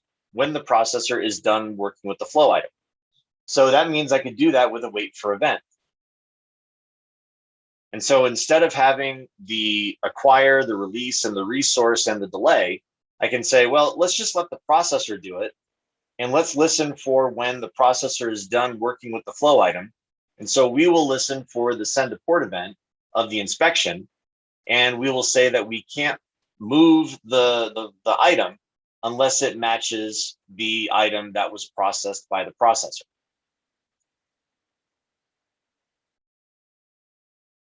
So in each of these blocks, then I can simplify things by saying, let's have wait for event after every move. So here we'll listen for paintings send to port. And we will also say that the item needs to be a match. And so here I can say, let's get rid of everything except for the move objects.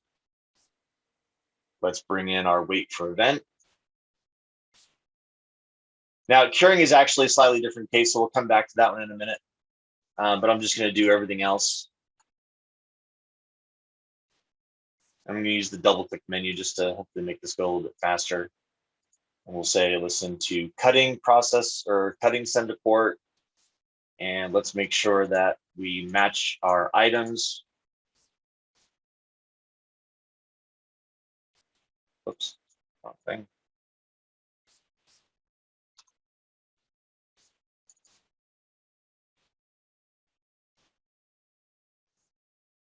Listen to inspection, send to port, and then match the items. If I'm going too fast through this, just let me know. I'll slow down. But it's just replicating the same set of clicks over and over again. So hopefully it's not too hard to follow.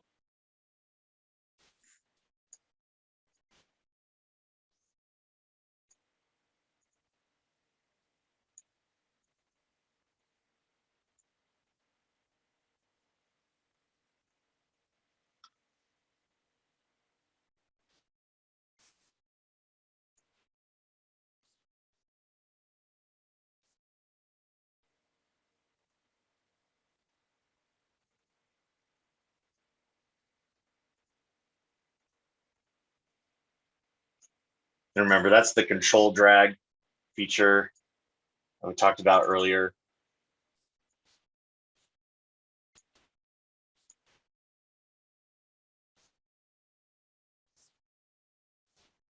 Again, just making sure we match up our items so that we don't release a bunch of things waiting in queues. Again, curing is a little bit of a different case, so we'll leave that and come back to it in a second. I'll just bring out the wait for event.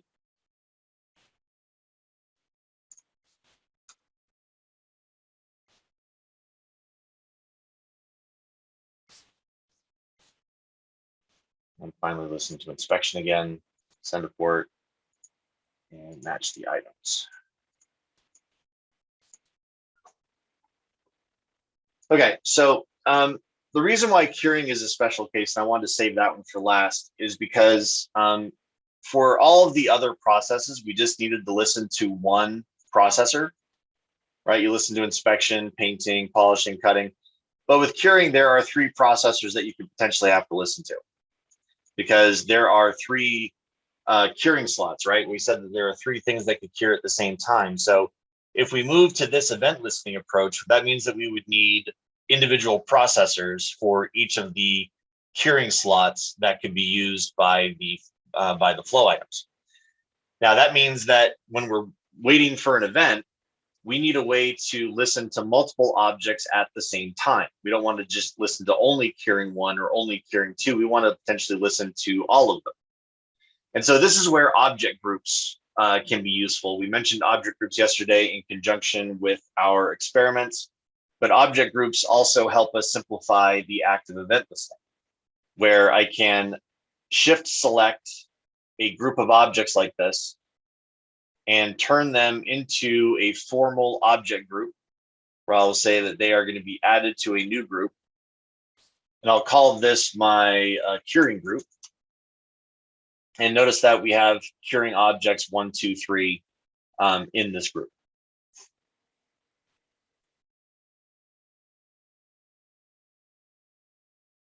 And that means when I come back to my wait for event for curing,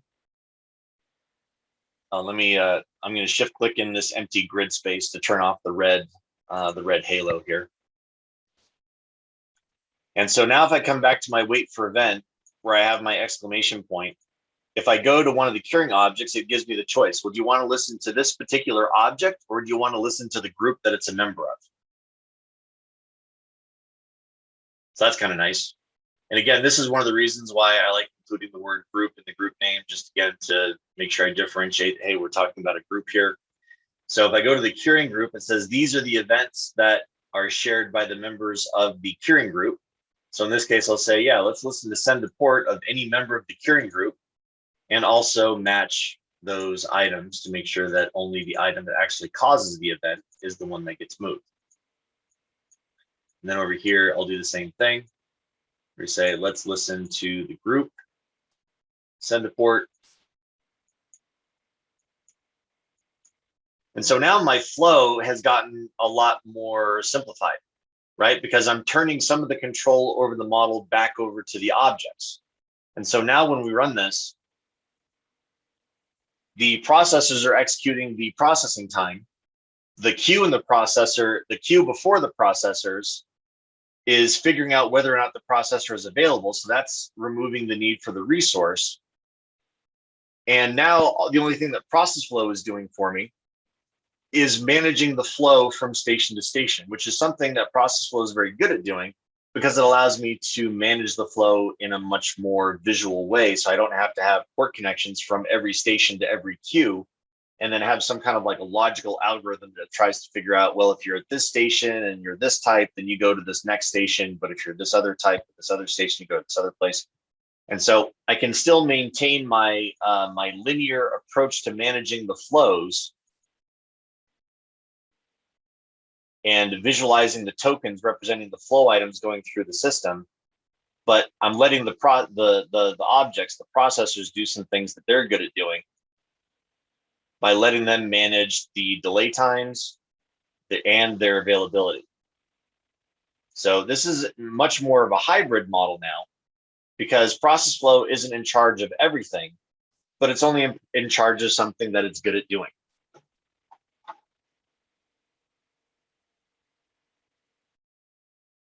Does that make sense? Anyone have any questions on that?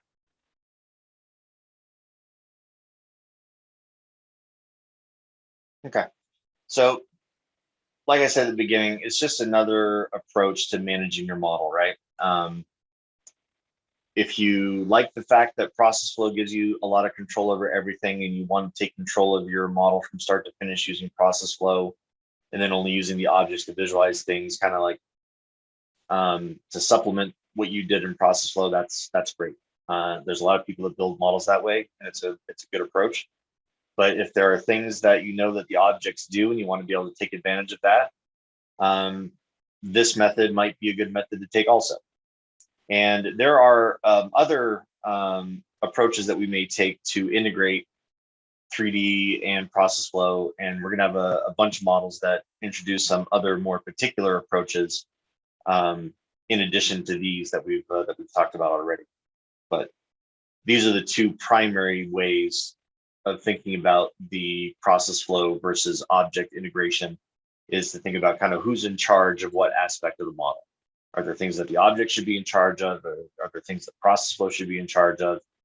And you know, kind of all those things that we've been talking about.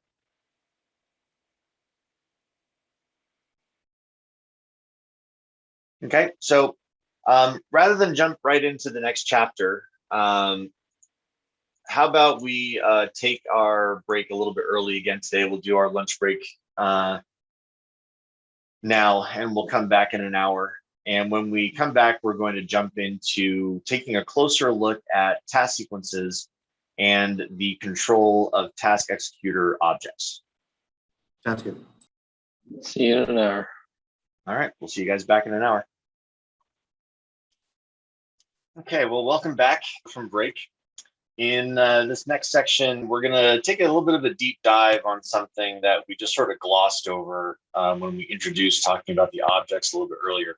And that is the idea of a task sequence. And in fact, this is something we didn't even really give a name to it. We mostly just kind of let the standard object behavior handle the stuff behind the scenes about creating and executing these task sequences. And essentially what a task sequence is that it is the mechanism that we use to control a task executor object. So in any of our models where we asked an operator to do something on our behalf, we were creating a task sequence, which is made up of a sequence, like the name suggests, of individual instructions or tasks that tells the operator or the task executor object exactly what to do and in what order to do it. So for example, if you're over here at a pretty simple model where I just put this together with the connections and using the default options, but then on the queue say that I want to use transport, the act of clicking that use transport checkbox means that the queue is going to create a task sequence, and it's going to give that task sequence to whatever object is referenced in the use transport field of its properties. And that is what tells the operator exactly what to do. So this act of carrying a box from the queue to the processor is a task sequence that is made up of several steps. It says that we are going to travel to the queue. We are going to load the flow item that we find there. We're going to travel to the destination, which in this case is processor 1, and then we will unload the flow item to the processor. And then if there's nothing else to do, the operator just stands and waits for further instructions.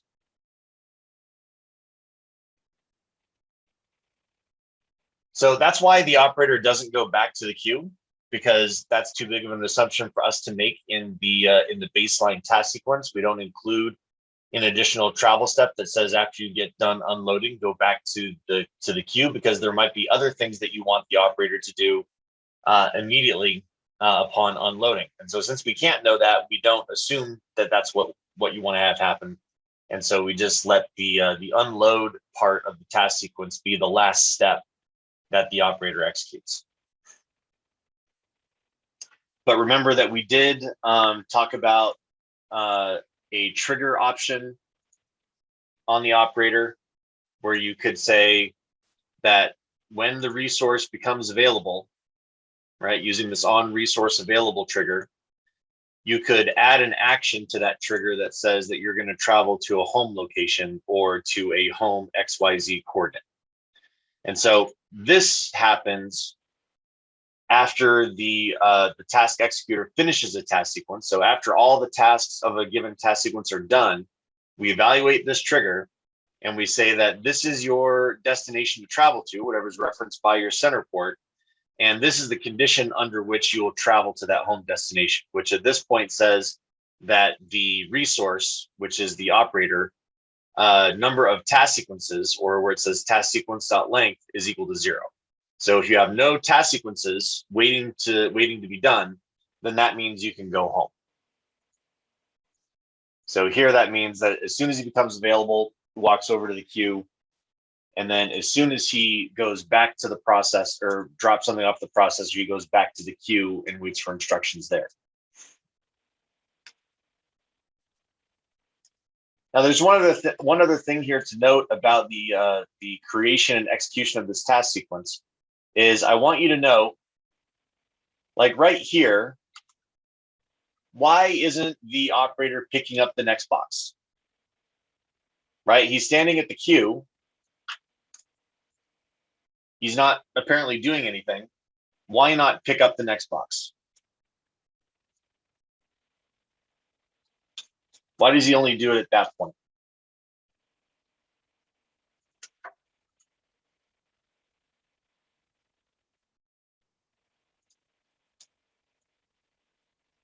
Anyone want to guess?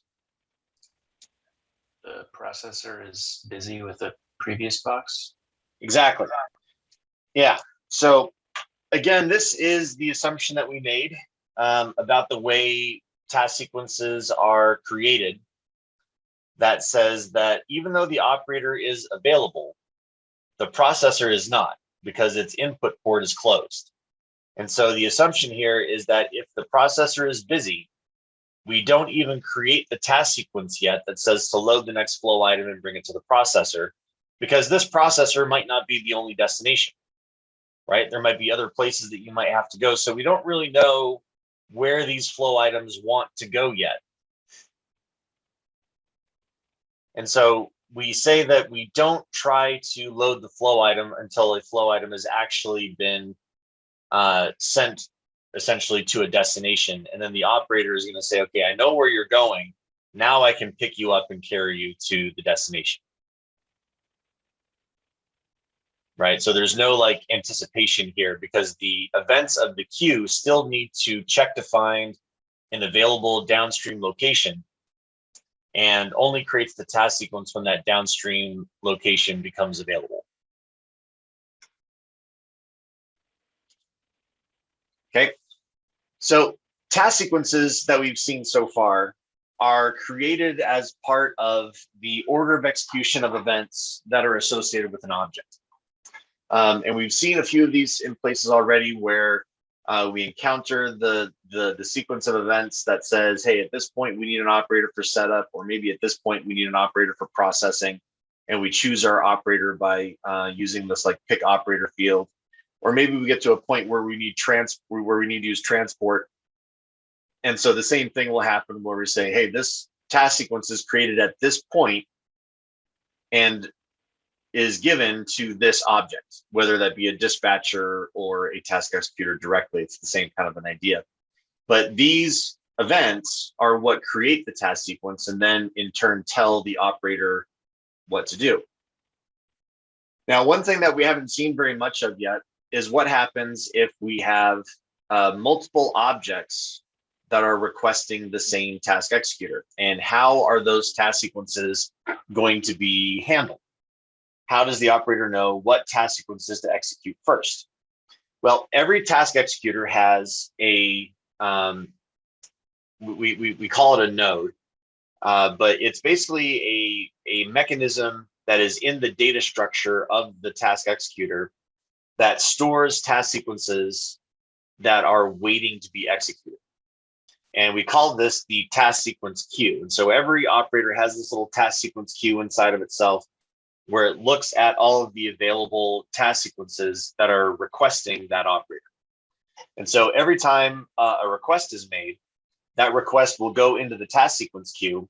And if the task executor is available, it'll get moved up into another node that we call the active task sequence. And the active task sequence is the thing that the operator is doing right now.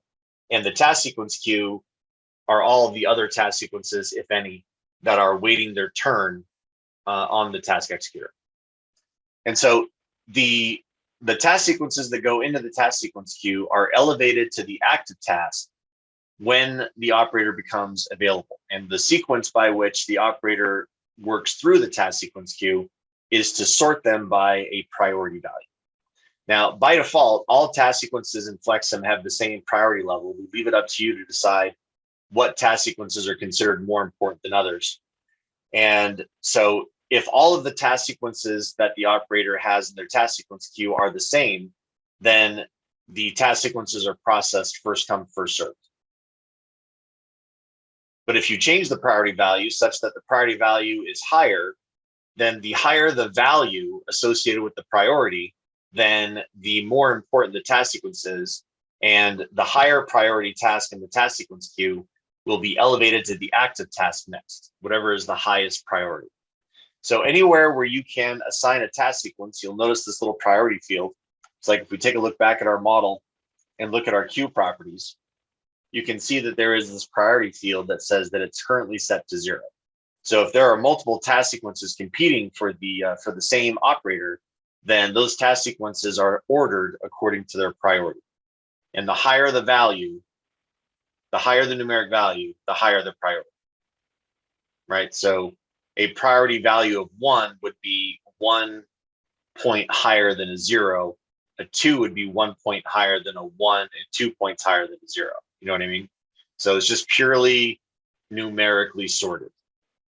So try not to like attach any like human meaning to like saying, oh, this is priority number 1. Does that mean that it's the highest priority? No, it just means that it's the next highest priority, 1 point higher than 0.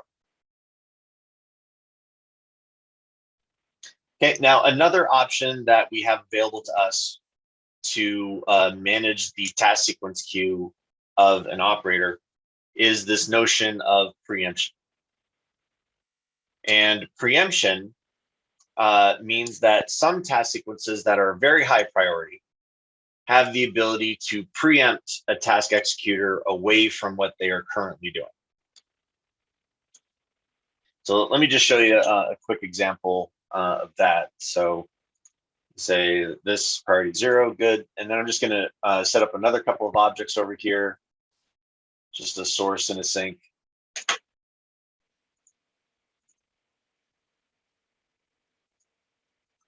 And I'm gonna say that the source also needs to use transport. The tasks that are created here, though, are priority 1, and they are going to allow the operator to be preempted. Okay, so now as we run, we are waiting for something to do. And so the source needed something transported first, so it just went ahead and did it. Now, notice there that the operator was on his way to Q1, but he got preempted over to the source to pick up a flow item. And because the tasks created by source 2 are more important than the tasks created by Q1, if there is something to do at the source, then the operator will do that first. So right now, there are a lot of things that the source is asking to be transported. And when we drop that off, there's something there again that needs to be transported.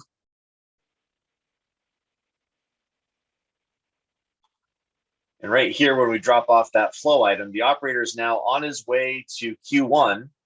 Oh, and then he got diverted back over to source 2 because he got preempted away from the task sequence that he wanted to go do, which was to get something out of this queue.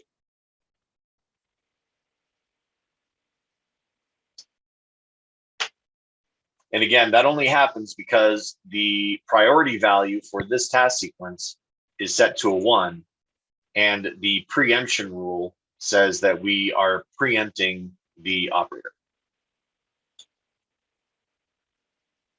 So now the operator looks like he's going to get a chance to start that task sequence. Oh, and then right before he got there, he got diverted away again.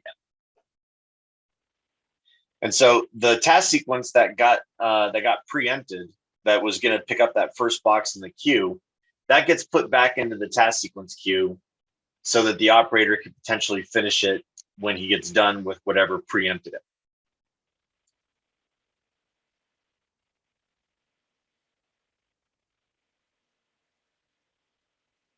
And that's what the preempt only rule says. So here it looks like he's going to make it. Yay, he got to pick up that box. But that doesn't mean that he's safe. Because while he's carrying that box, if source 2 were to create something, he would get diverted over again to source 2. So it looks like he's going to be able to get something else out of Q1 now. Oh, but only if the processor finishes. So he's just waiting. He's truly idle for once. And now he picks up that next box out of Q1. We'll see if he makes it to the processor. Okay, cool, he made it. And now source 2 needs him, so he's going to go over and get the thing out of source 2. If you didn't make it to the processor, does the box go back to the queue? Or No, it just stays with the operator. Oh, okay. Because we didn't want to assume what to do with the flow item. So if the operator actually did load the flow item before he gets preempted, then he just holds on to it and waits to try to drop that box off at a later time. Okay. Now, if there's something that you want to do, like maybe he puts the box down on the ground or something, or I don't know, something along those lines, there are triggers and options that you can use to do that, but we generally leave that in your hands to figure out, because invariably any kind of assumption we make like that would be wrong for somebody. So we just say, yeah, operator hangs on to it. It's up to you to decide what happens after that. Okay.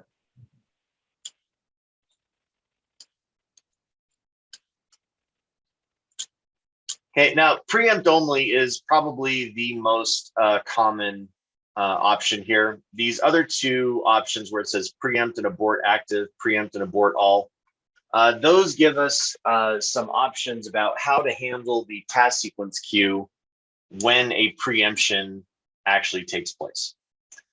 Preempt and abort active means that the active task actually gets aborted so that it never gets finished.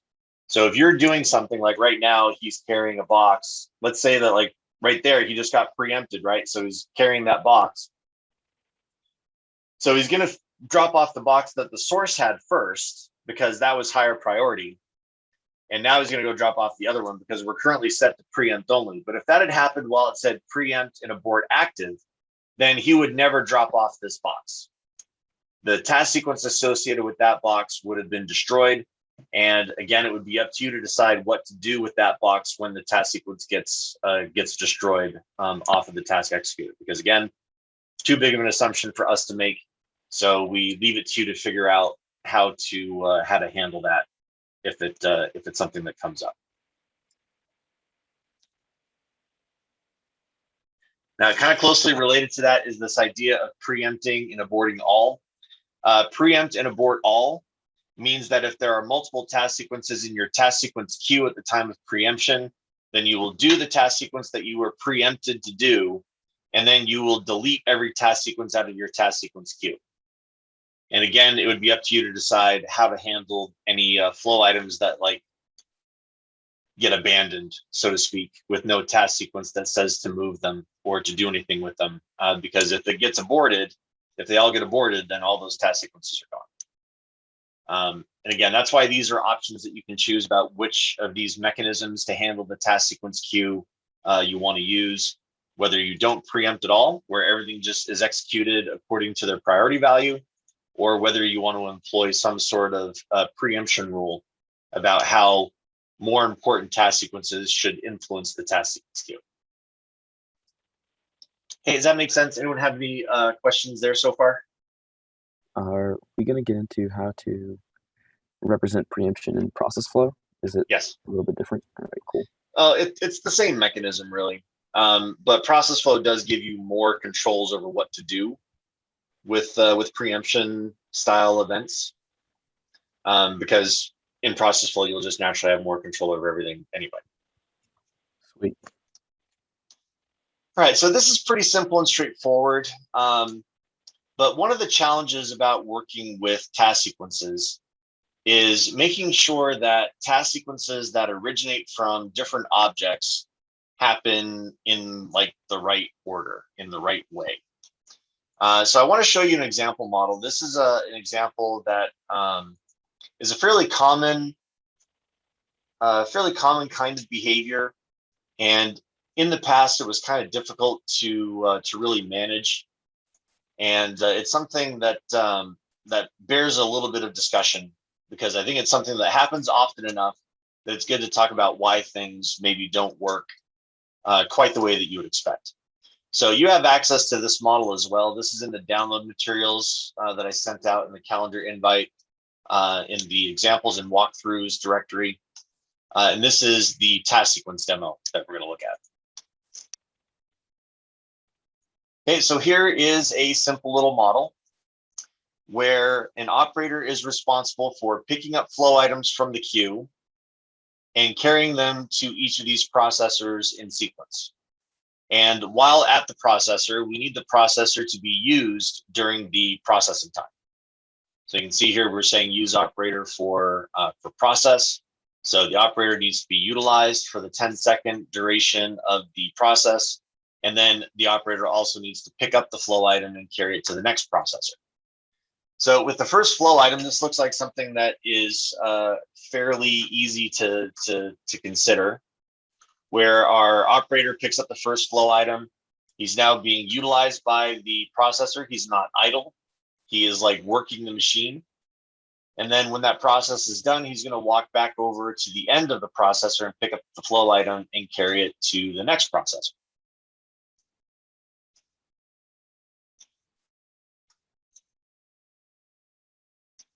And so far, this looks pretty good, except now watch what happens right there. Why is he going back to Q1? Why did he not stay with the flow item that he was already engaged with? And why now is he running back to processor 10 to that other flow item? What's going on here?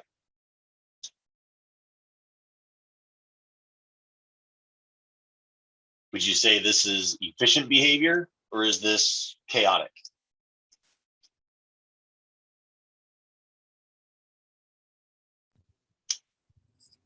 Seems kind of chaotic. A little chaotic, right? Yeah. But why is he doing this?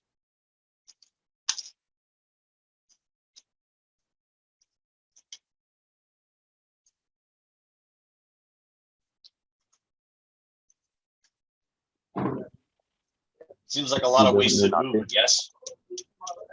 All the preemptions are equal. Well, as it happens, we even said the priority of these processors is supposed to be higher. But even still, like that very first flow item that comes through, the flow item gets dropped off. And he immediately leaves that processor and goes back to the next flow item. And the reason for that has to do with the order of execution of events. So if you remember this, this is like the third time that I've shown this slide that talks about the order of execution of the events of an object, because it's an important idea to kind of refer back to. The need for an operator as part of a processing time doesn't happen until this part of the flow. And that's far enough down in the chain that if another task sequence was created before this task sequence, then those task sequences actually aren't competing with each other in the task sequence queue. And so the priority value doesn't even get evaluated. It doesn't even come into play. See, if we go back to this model and get to that point again. So we're getting to the point right here. And rather than run the model, I'm going to open up the event list again. And let's keep an eye on our events. So as we step forward, we can see that operator one's not in the event list yet. So we're getting, okay, so here's operator one. He's about to begin unloading the flow item to the processor. He still has possession of it. And this event is going to end at 74.25. We're at 70, or I guess we're at 74.26. And so this is, the clock is rounding up to 26. So we'll just step forward one more event.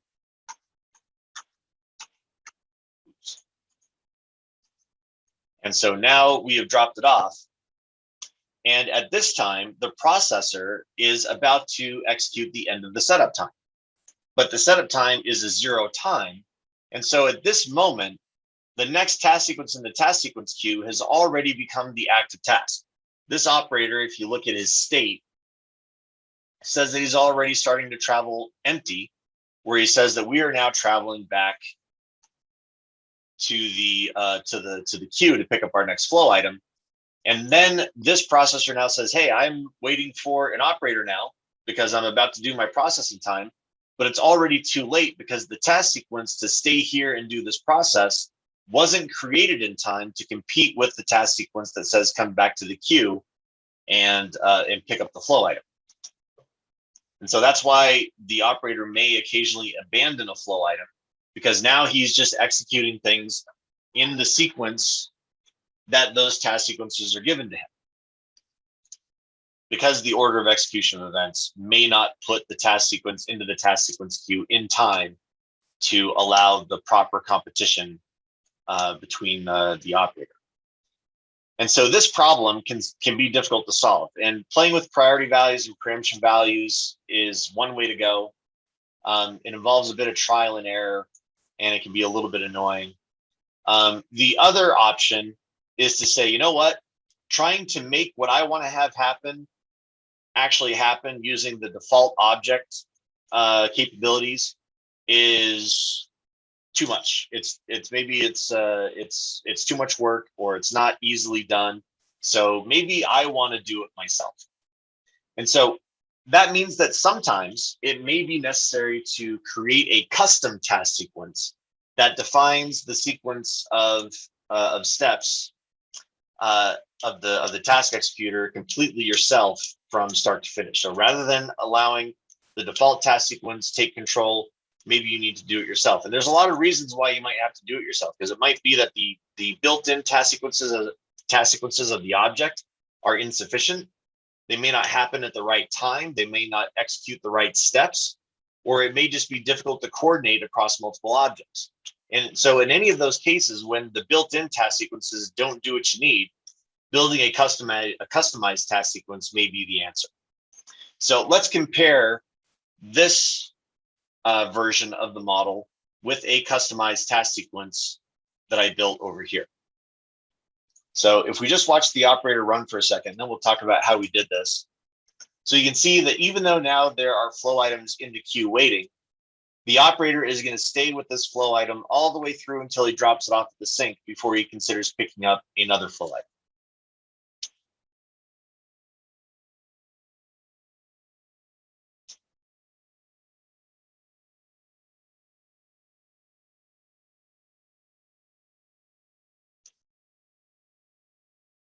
Does this look more efficient?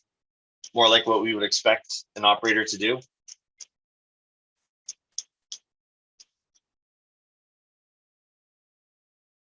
Yes.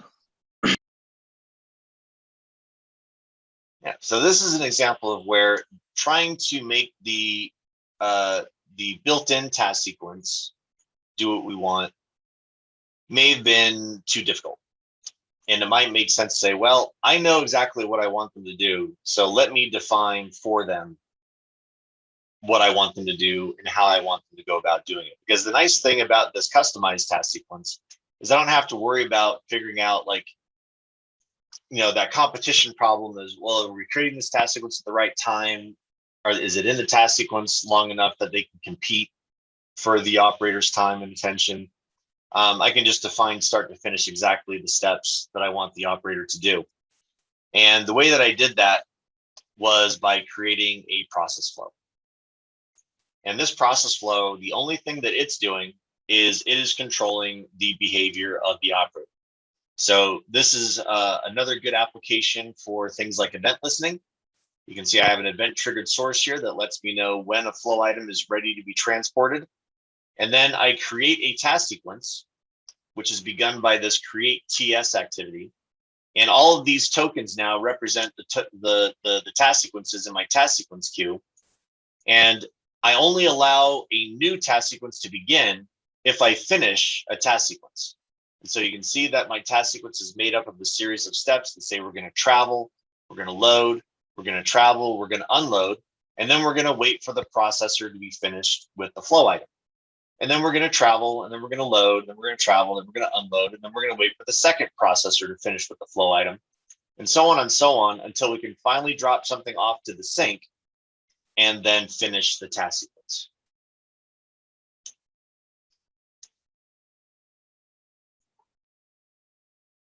Now, because of the way that I designed this task sequence, notice that I didn't need port connections here, because a task sequence like this will allow me to bypass the need for port connections, similarly to what we saw in our previous model example, where we only have to use port connections if they actually do something for us. I can use the task sequence to move the flow items around, which is part of the reason why we use port connections. And so I don't have to worry about any of these other flow items trying to use these processors, because my task sequence is limiting how many things my operator can do at once.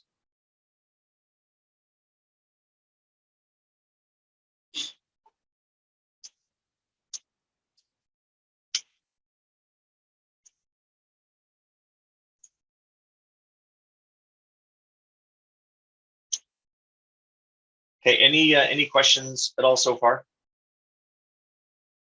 Okay, so how do we actually use some of these task sequence based activities? Well, let's. This is again one of those things that to me is easier to show and talk about rather than just like throw a bunch of information at you. So we'll show it in context here. I'm going to start with a relatively simple model. Again, it's going to start with a source object, and we'll have a queue object, and we'll have a processor right there, and then we'll have a sink. We'll just connect all these up, and we have our operator. Actually, I'm going to disconnect from the queue to the processor. And so let's start learning how to use this custom task sequence capability by first trying to recreate the standard task sequence that the queue would create for us. And then we'll use that as a way to enhance what that task sequence knows how to do. Because like what we saw, the task sequence that we get for free by clicking use transport is fairly simple and limited. It really only knows how to do that's that one operation that says when the processor is ready to receive, begin transporting the flow item. So we're going to start by trying to recreate that action, and then we will enhance our customized task sequence so we can see the power of having a custom task sequence. So I'm going to start with a process flow. And if I want to create a custom task sequence, oftentimes the first thing that we need to concern ourselves with is to know, when is it okay to begin the task sequence? And this is where event listing can be really useful, because if I use an event triggered source and say that I want to know when a flow item is ready to be released by the queue, I can say that I want to know when the send to port event happens. Because if the send to port event of a queue happens, that means that there's a flow item ready to leave. So this is kind of similar to what we did before, and I'll document this as we go. I'll say this source is create token on flow item arrival. It's very wordy, but that's okay. And if I create a token, I want my token to be aware of the flow item that arrived into the queue, because the purpose of this process flow is to create a task sequence that will allow me to transport the flow item. So I need to know what flow item needs to be transported. So I'm going to do my operation that says that we're going to do an assignment, and I will call this label box, because I can call it whatever I want. Okay, so if we just leave it like that, right? If we say reset and run, then flow items that arrive into the queue stay in the queue, and they create tokens that reference the flow item that they're associated with.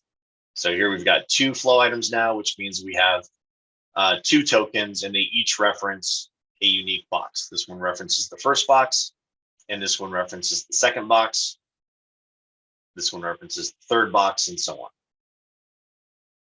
Okay, so now that I have a token, now I can actually do something with it. So let's start by introducing an activity out of the task sequence section of the library that says that we are going to create a task sequence.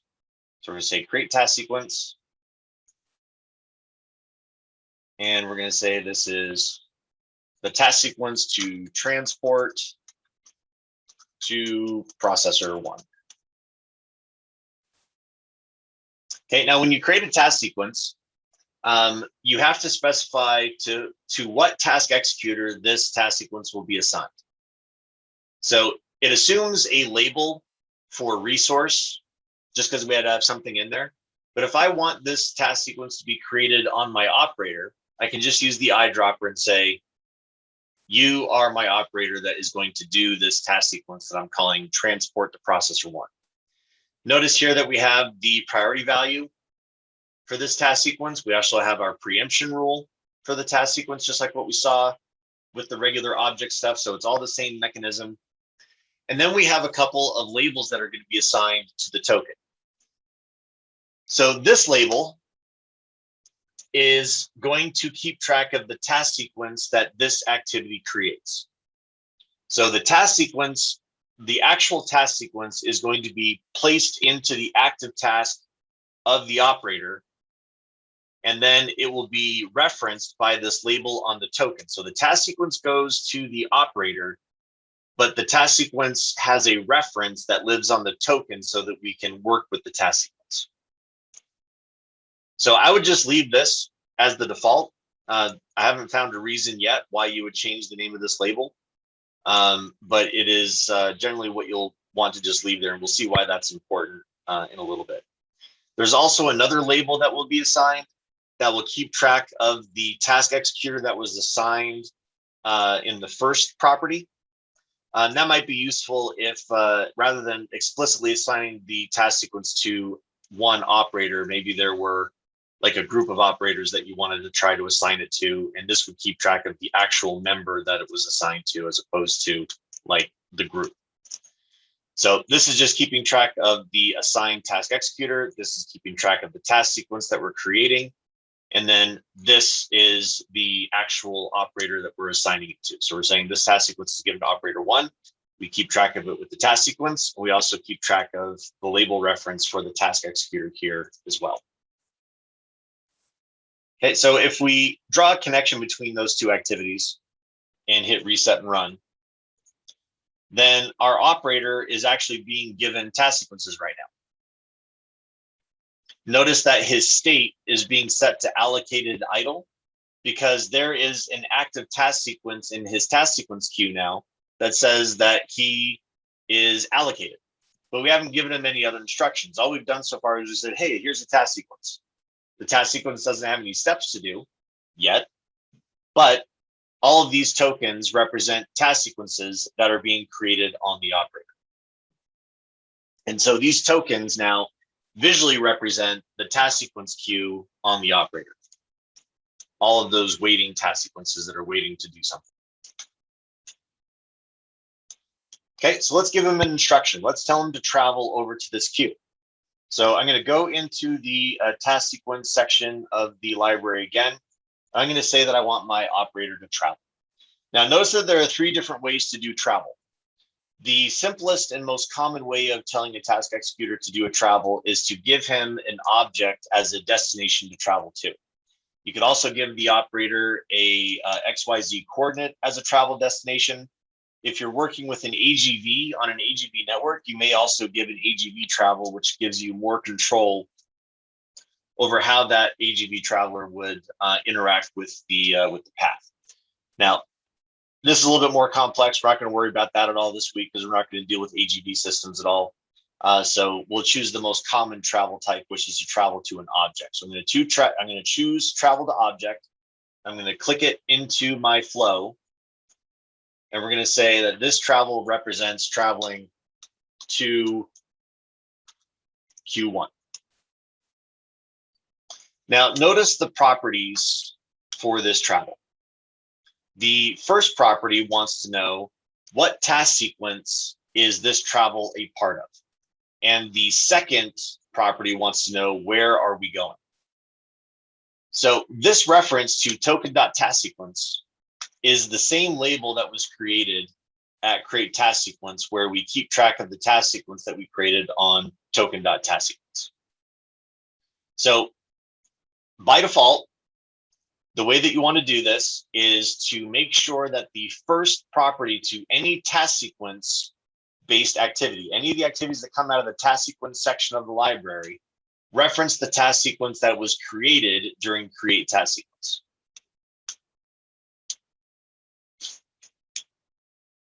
Okay, so I just want to make sure that this input field matches this input field,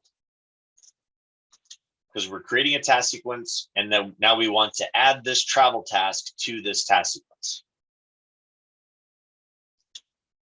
And the destination that we're going to set, I'm going to just use it. I'm just going to set it using the eyedropper, and we're going to say go to Q1. So Regan, in that first step when we created the task sequence, we could have given that, we could have changed that name to something else. For sure. Yeah. Okay, if we want to call, okay, so then you would just have to use that specific name throughout then. Right. Okay. Right. The big thing is whatever is written here, where it says assign to token.taskSequence, whatever you put in place of task sequence, like if we call it like my TS, then I would just have to make sure that here we're referencing that same label called my TS. So I assume you could have several task sequences in the same model. Yeah, definitely. Okay. Mm-hmm. Yeah. And you could be using multiple blocks of activities like this to create task sequences. And you might use different labels to say, well, this is this task sequence over here. This is this other task sequence over here. And we want to make sure that, like, when we do things like this travel task, we're saying, make this travel part of this particular task sequence, not some other task sequence. You know what I mean? I do. Thank you. Okay, cool. So yeah, it doesn't matter what you put in here as long as they match. So I'm going to put this back to what it says by default. So that's task sequence. And this will also be task sequence. So again, let's just see what that looks like then. So if we hit reset and run now, the operator is idle. It's not doing anything. And when a flow item arrives, that's going to tell my operator to walk over to the queue. And there he goes. So he's at the queue, but now we don't know what else we have to do, right? So once he's there, we would like him to pick up this flow item, right? Now, right now on this token, we have a reference to the box that needs to be loaded. We have a reference to the task sequence that we're doing, and we have a reference to the operator that the task sequence was assigned to. So using this information, I can continue to build up my task sequence and give my operator things to do. So the next thing that I want to tell them to do is to do a load activity. And so the load task says that we can pick up a flow item and allow the operator to carry it. So if we say load, I'll say from Q1, because like the load here is from the point of view of the operator, right? The operator is loading things into himself, rather than unloading the queue, right? Unloading would mean that the operator is dropping something off. A load means that we're picking something up. And so the load here says that we are again making this load part of our task sequence. And the thing that we want to load is going to be the flow item that is referenced by this token. Now on the token, I don't have a label called item, but I have a label called box. So I'm going to use that instead. So here, instead of token.item, I'm going to say that the item that we're going to pick up is found by looking at the label called box on the token. And then the station that we're going to load from is just the item container. So wherever this object is found, that's where we're going to load it from. So again, this is one of those things that you'll probably never have to change because more often than not, you're just going to always load something from its container. It's kind of a weird thing that we even like give you access to that, because I can't think of a reason why you would ever change it. But there it is. So again, if we just kind of see what this looks like. Now a flow item arrives, we walk over, and now we've picked it up. And because the operator is idle, he puts his hands down, just because that's part of the animations where he says that when I'm idle, I just stand still. And so since he's technically idle, he's just kind of standing there with his arms down. Now, if we actually give him somewhere to go, he'll look like he's carrying the box. So now I'm going to give him another travel. So again, this is going to be another just travel to an object. And this time we're going to say travel to processor 1. This is part of my task sequence, and my destination is processor 1. And then once we get there, we want to unload our flow item. We'll just call this unload to processor 1. And again, it's part of my task sequence, so I don't need to change that. The item that we're dropping off is the one that's referenced by token.box. And our destination is processor 1 again. So in the travel, we had to say that we're traveling to processor 1 so that we know that we get there. And then in the unload, we have to say that we're also dropping it off to processor 1. And then if I'm just trying to mimic the standard task sequence, at this point, I can bring in a task sequence that says to finish the task sequence. And under the properties for finish task sequence, again, we just have to make sure that this label matches this label, so that the task sequence is properly complete. And then that should be the end of our little process here. So let's see how we did. So if we hit reset and run now, Again, the first flow item comes in, we pick it up, we carry it over to the processor. So far, so good. And so similar to the standard task sequence that the queue would create, the operator is now idle while we wait for further instructions. So second flow item, looking pretty good. Looks like it might be working. Watch what happens now, though, when there are two boxes. So we have one task sequence that is in progress. This is our active task. And we have one task in the task sequence queue. So one task waiting, which means that we need to carry this, this box out of the queue. Now, as soon as the task sequence is done, the operator immediately starts working on the next task sequence, even to the point of unloading two flow items into the same processor. So why is he doing this?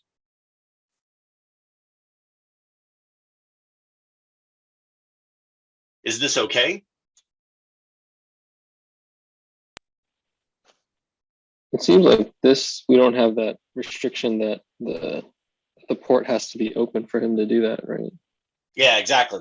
Yeah, because we took the port connection out of the loop here, then there's nothing that says, hey, the processor is not available right now, so don't bring me any boxes until I'm done, right? And so because we took the port connection out of this, that means that it's up to me now to figure out whether or not this processor is available. So this is a good opportunity to use maybe a resource. So like if I were to, again, try to continue mimicking the standard task sequence, I could have a resource.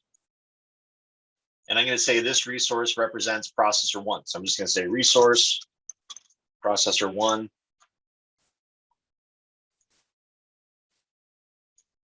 And now I need to say, well, okay, well, maybe we shouldn't create our task sequence until the processor is actually ready to receive. That's the way the standard task sequence does it. So what if we just, again, try to mimic that? So if we bring out an acquire activity,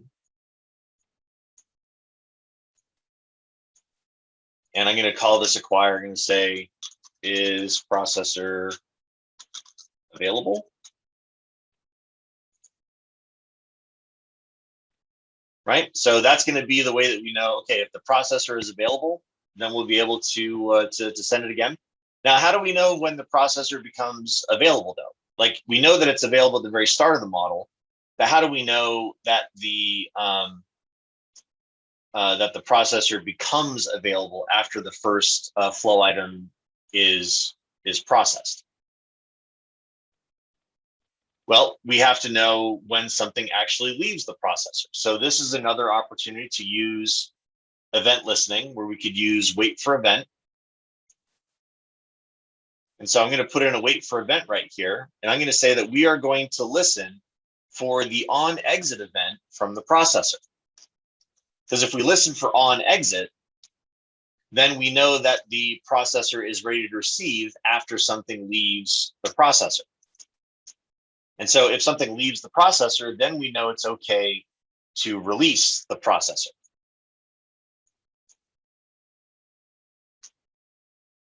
And now if we hit reset and run, step through the first couple. And so now when we have a couple of flow items in there, right, now we have our operator just waiting for further instructions, but now we have to wait for the processor to finish before we start the next task sequence. So here we've pretty much effectively recreated the standard task sequence with the acquisition of the resource taking the place of a port connection. And the reason why we had to use the resource to stand in for the port connection instead of making a port connection is because the port connection would have just taken the flow item away to the processor without giving me a chance to create the task sequence. So I needed to disconnect them in this way so that I could have enough time to create my task sequence and give the instructions to the operator.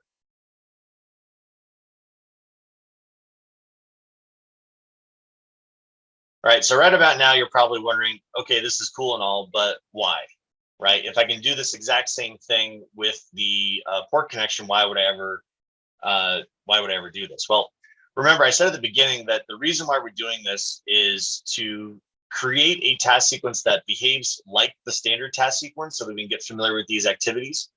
But one of the cool things that it also does give us is now we have some neat abilities to change the way this task sequence works to potentially change the behavior into something more customized. Because remember, the next task sequence isn't allowed to start until the processor actually has the flow item leave, right? It's not until this point that the operator can begin carrying the next flow item. But wouldn't it be nice if the operator could anticipate that there is another flow item that needs to be dropped off at this processor, and maybe he could start carrying the next flow item to the processor before the processor actually gets finished?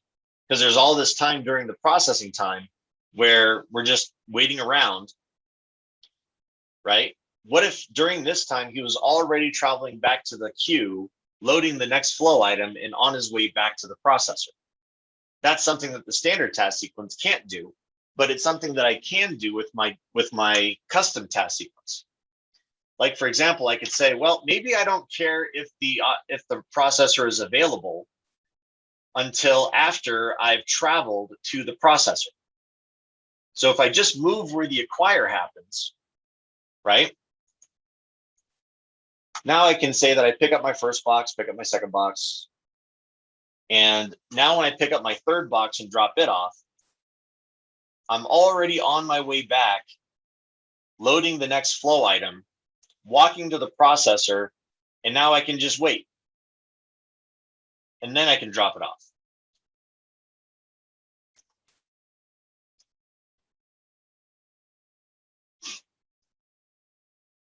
So my task sequence allows me to change the way things are done. It allows me to define my own behaviors. I could give him intermediary steps that he needs to take while on the way. Like if there's like some, like kind of like a check-in where he like picks up the box and takes it to a terminal, scans it, and then brings it to the processor. I could add in those extra steps in the task sequence as well. I can change when it's okay to unload, because now I have an acquire activity that is gatekeeping the unload part, where I can say, well, I'm just going to hang out with my flow item. I know it's going to be done soon. And then I can drop it off when the processor actually does become available. All stuff that I can't do with the standard task sequence, but if I recreate it using my custom task sequence tools, I get a little bit more control and the ability to customize what the operator is going to do. Okay, any questions at all? So let's again give you guys an exercise where we can try some of this stuff out. Oh shoot, there's one other thing I wanted to show you. Dang it. All right, so there's one other activity that I forgot that I want to show you at this point before I give you guys a chance to try task sequences out on your own. The batch activity is kind of a weirdly abstract activity. You can kind of think of the batch activity as both a combiner in join mode and a separator in split mode at the same time. Because what the batch allows you to do is it allows you to specify a quantity of tokens that you want to collect into a batch, and then another number of tokens that you want to release from the batch. And so the batch quantity can be higher than the number of tokens to release. It can be lower than the number of tokens to release. It can be the same value. It really just kind of depends on how you want the batch to be aggregated. So in that way, like I said, it behaves like a combiner in join mode, because you can bring many tokens together into one token, or many tokens together into a few tokens, or it behaves like a separator in split mode, where you can receive a few tokens and release many more tokens, or it can behave like the combiner in batch mode, where you receive a number of tokens and release the same number of tokens if you want. It's just about how you want the individual members of the batch to be treated once the batch is complete. Now, the batch activity ends up having a lot of uses in a lot of different ways, but because it's so abstract, sometimes it can be kind of difficult to wrap your mind around. And so the way that I'm going to introduce the batch to you at this point is to use the batch as a way to know how many times something has happened. It's a really common thing in a lot of models I've seen where there's some behavior, some bit of logic that needs to happen only after something else has happened like X number of times. And the batch potentially is a good way to manage that because of its way of allowing you to collect a number of tokens that represent something and then releasing a token once the batch is complete and allowing further logic to be executed. So to kind of give us an idea of this, I'm going to go back to my little example model. And let's say that after 5 flow items have been processed by the processor, we want to just change the processor's color. Now, again, changing the color of something, just using it as a representative way of saying you could do anything at this point, but we're just going to say that every 5 flow items is going to cause the processor to change color. Because there's plenty of times in a model where you might say after 5 occurrences of this, something happens. And rather than defining like some big complex logic, we're just going to say it changes the color, but that can stand in for any behavior potentially that you could want. So let's take a look first at the batch. I'm going to bring in the batch and put it right after the release activity. I'm just going to drop it right there so it splits my connector. And in the batch, we have a property that allows us to say how many tokens are going to be collected. So if we were to put in a 5 here, that means that 5 tokens will be collected by this batch. And then if we put in a 1, that means that 1 token will be released by the batch. And so similar to what we saw with the combiner in join mode, that means that the other tokens that were part of the batch are lost, and they all now are represented by this singular token. Any individual identity that was being carried by the tokens that were members of the batch is lost in favor of this new merged token. Kind of like, again, with the combiner where you take multiple flow items and merge them kind of into one. Same idea here, but now with tokens. So if we leave it on this 5 to 1, let's just see what that looks like before we do anything else. So if we hit reset and run, now again, the rest of the model is going to behave the way that it always did. But now when a token gets to the batch, we're going to see a progress bar that shows that we are 1 out of 5. We are 1 out of 5 of our batch size. And so when the next flow item arrives, or excuse me, the next flow item arrives, we get a token that now says that we are 2 out of 5 when we finish the process. And then 3 out of 5, and then 4 out of 5. And then when we get 5 out of 5, that token gets released out of the batch and it goes to the sink. So if you look at the sync statistics, it has received 1 token that was made up of 5 tokens, but the sync just interprets it as 1 because it looks like 1 token when it comes in, so it's treated as 1 token. Right, so the batch takes this many tokens and turns it into this many tokens. And so if I were to put in a change visual activity right after that, whoops, I can say that we are going to set object color, and the object whose color is going to be set is the processor, and we'll just let it be random. And so now every time we process a flow item, it gets added to the batch, or rather the token that's associated with gets added to the batch. And then when the batch is done, it changes the color of the processor. And again, this idea of having to change visual in there stands in for whatever other logic you might want to do. But it's just being, again, kind of like the batch is a gatekeeper that says we got to collect 5 of those tokens that represent 5 process flow items before we can continue on to the next step.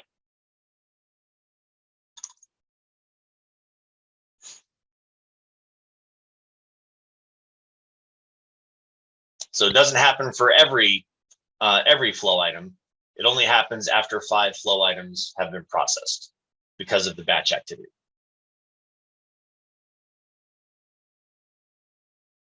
Any questions?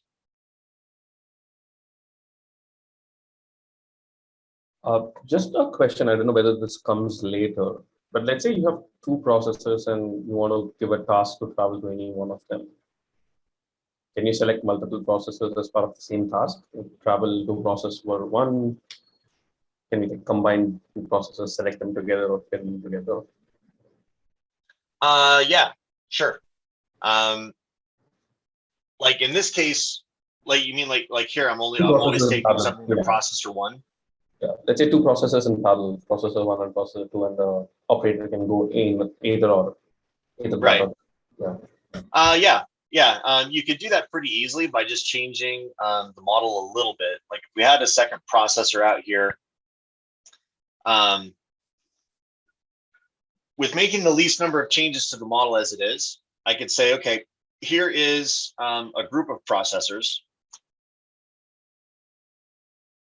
So I'll say this is a group, and we'll call these my process group. And I can change the resource so that rather than just being an abstract reference, I could say, well, actually, this resource directly represents the group.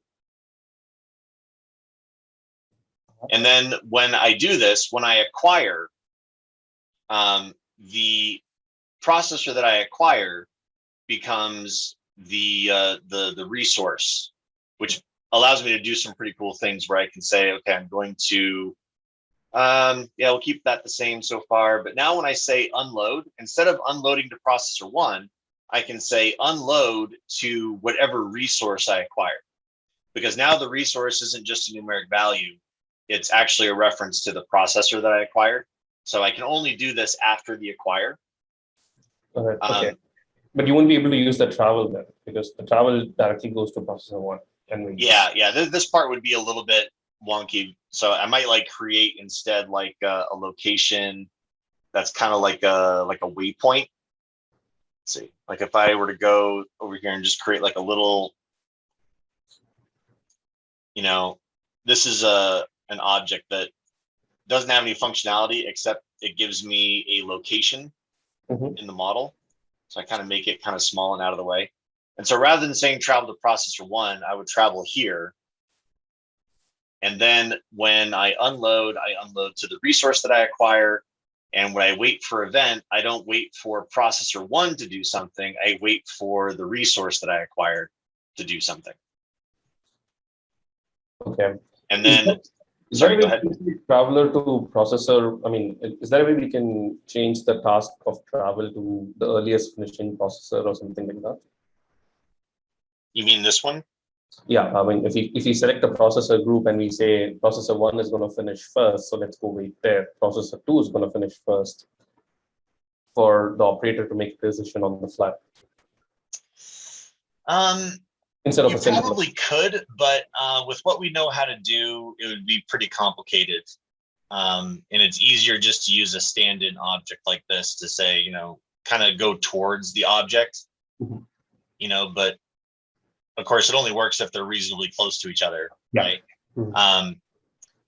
But because the acquire ends up kind of being the gatekeeper there, then you would have to have some way of being able to anticipate, well, who's going to finish their process first. And so you would need to kind of know like how much time is remaining on their process, which is kind of hard to know, but you could do it, with labels. You could like figure out like how, like when they arrived and know what their process time is going to be, and know that if it's before like this amount of time, like whatever is greater, the end time for processor one or the end time for processor two, that's the one that you're going to want to, you know what I mean? Yeah, no, so you could definitely do it. You would just have to do a little bit more work on your own. Got it. No, I was just in the angle of asking if there's an option inside the travel task itself which does that. Yeah, for sure. For sure.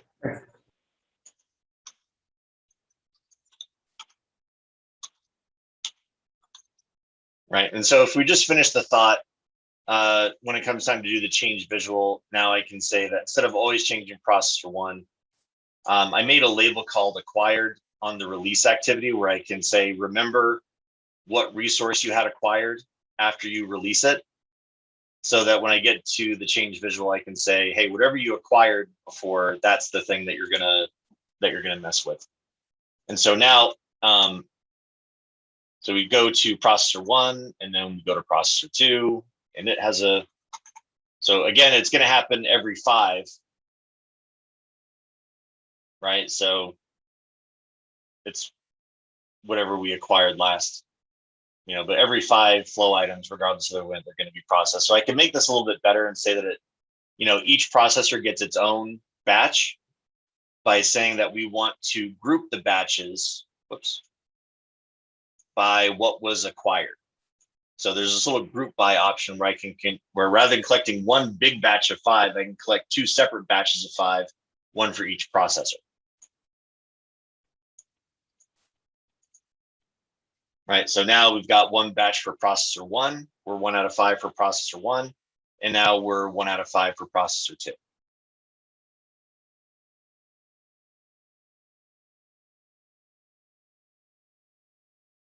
So now we have to wait for both of them to finish their batch before they change colors. But yeah, all cool stuff that we can do. There's a couple of new things there that you don't really need to worry about for future examples, but they're good ideas to have out there, like this ability of using a resource to represent a group of actual objects rather than just an abstract idea of availability. That can be really useful because it allows you to do stuff like this, right? Where you can say that, if I acquire something from that processor, then I can reference it again as like an unload destination. I can reference it again as something that I can listen to on a wait for event. And if I preserve that value after I release it, then I can also do other stuff with it out here, like with my batch, my change visual. So there's some neat things there. You don't need them for the exercise that we're going to do.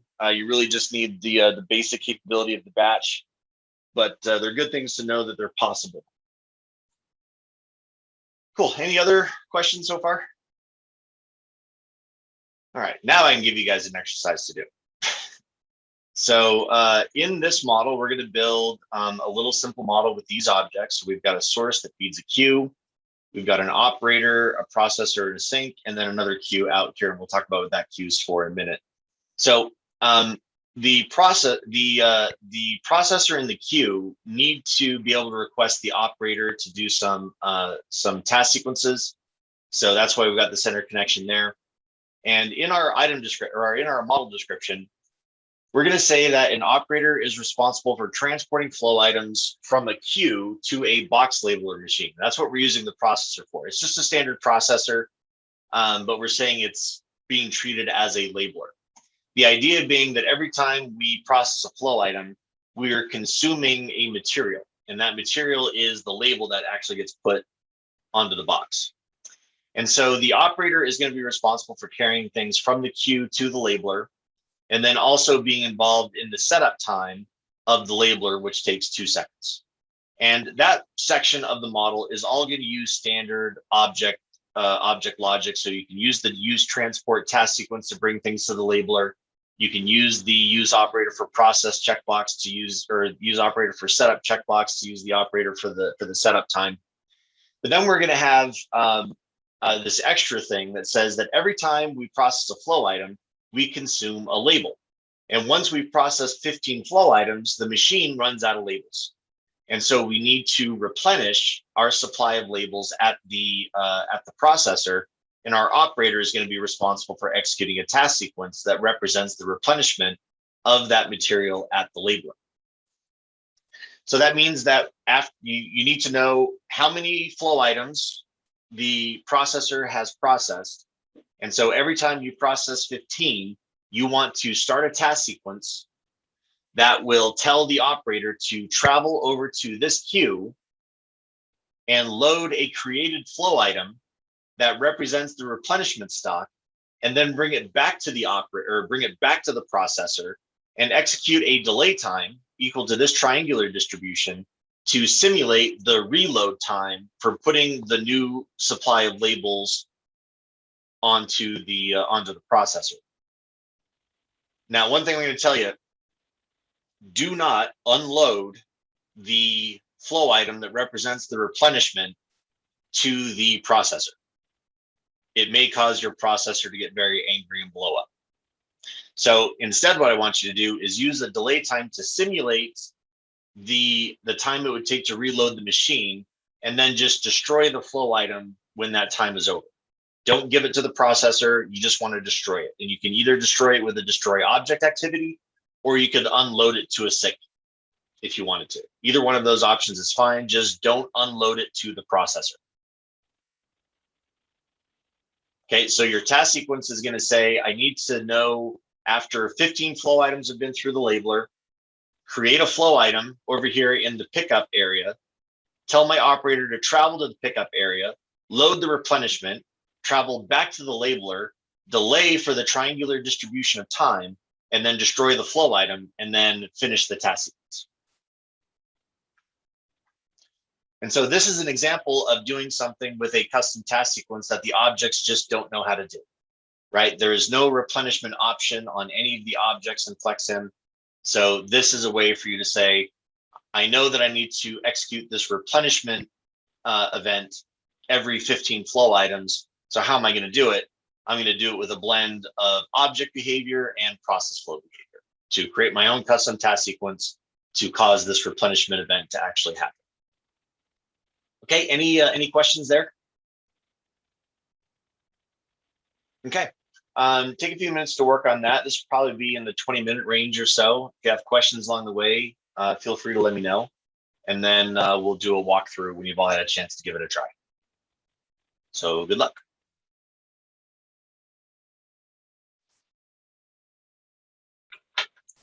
Okay, so this model isn't very complex in terms of like what it looks like, right? It's just a couple of objects that we've been working with before. But the customized task sequence part of this can be a little bit tricky because there's a little bit that we have to think about managing. So I'm just going to first set up the first bullet point part of the description where we're going to have the operator transport flow items and also process them at the processor, or rather be involved in the setup time at the processor. So if we just go like this is all just the standard stuff that we've been exposed to already. And the inter-arrival rate on the source, the default here is fine. We'll say use transport so that we use our operator. And then on the processor, we've got our 3-second setup time, and we're going to use the operator for setup. And that's really all we need to do for the first bullet point, right? And so now boxes arrive, operator walks over, picks them up, drops them off. Cool, right? So far, so good. So the second bullet point is where things get tricky, where every time this processor finishes 15 flow items, we need to trigger like a replenishment process. We want to say that there is some other flow item that represents like a replenishment stock of things where we need to bring it back to the machine. So the first thing I'm going to do is create an object that represents the place where we store the replenishment. And this can really be, you know, anything. It doesn't really matter where you put it. I'm just using a cube because that's pretty simple and straightforward. And then in my process flow, the first thing that I need to think about is how am I going to know when a processor finishes processing 15 things? Well, I can know whenever a processor finishes processing something by using an event triggered source, right? If I use an event triggered source and say, listen to the on exit event, and there are a few events that you could listen to here. You could do on exit. You could do on process finish. Doesn't really matter. We're just looking for an event that says we have, you know, in like concrete terms, we've put a label on the box, which means we have one less label than we had before, right? And so if we do this where it says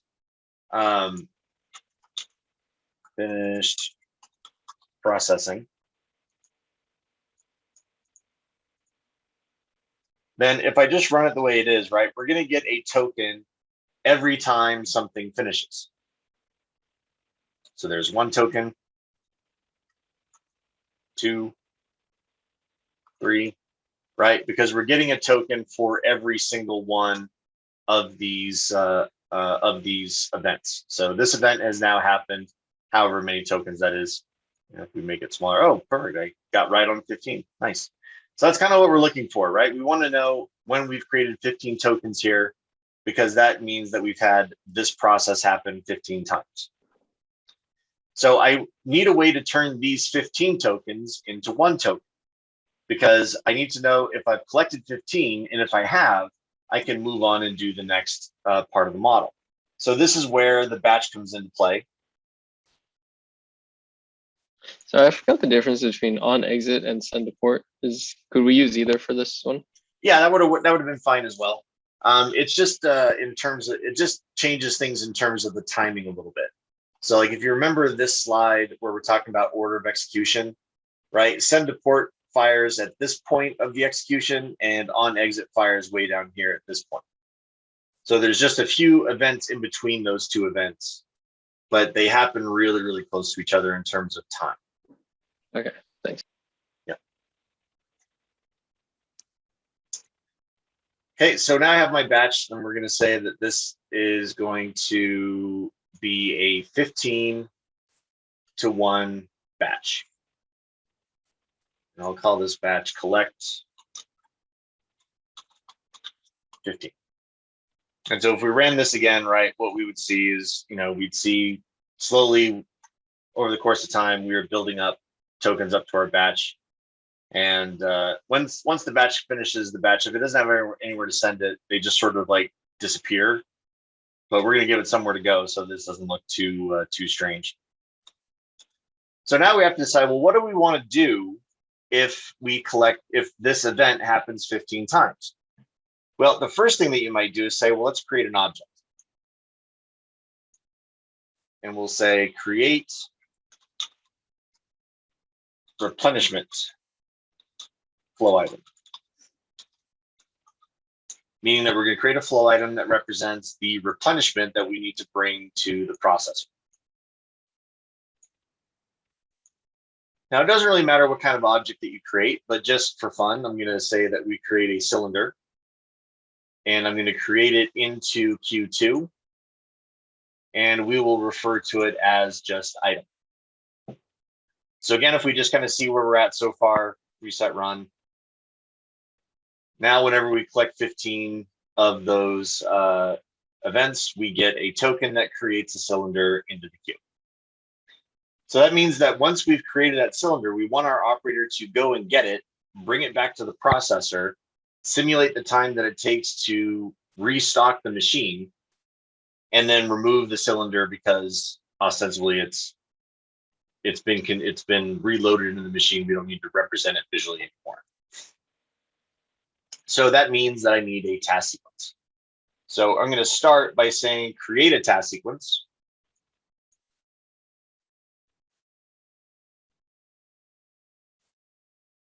And I'll call it replenish machine. We are going to give this task sequence to the operator. And then we're going to give them the first step. And the first step is to say that we are going to travel to the pickup point.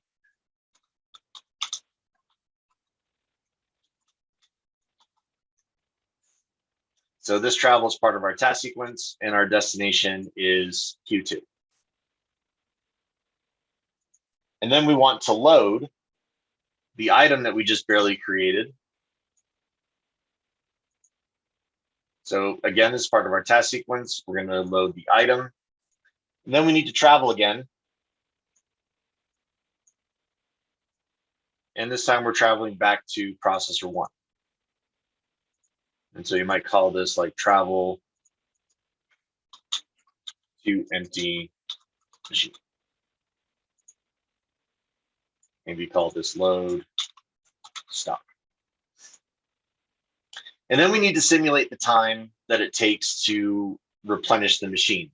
So I'm going to use a delay activity that comes out of the task sequence section of the library. Now, most people don't realize that that's there, and that's fine. And they end up using the regular delay to do this, which would have been okay.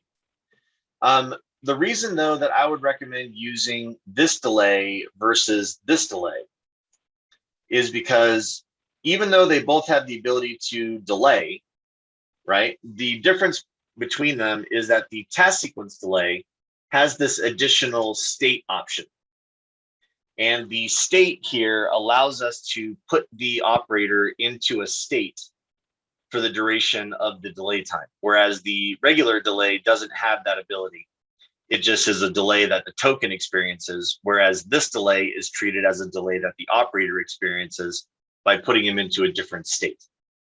So you can say that like maybe during this time, the operator is considered doing like maintenance or changeover or some other, or like filling maybe, or some other state that better represents what the operator is doing as opposed to just being like idle. So in this case, I'm just going to say maintenance. And my delay time is going to be triangular. And it's just going to be the default options, 5, 15, and 10. And so once that delay is over, we can finish our task sequence. We don't have to do anything else.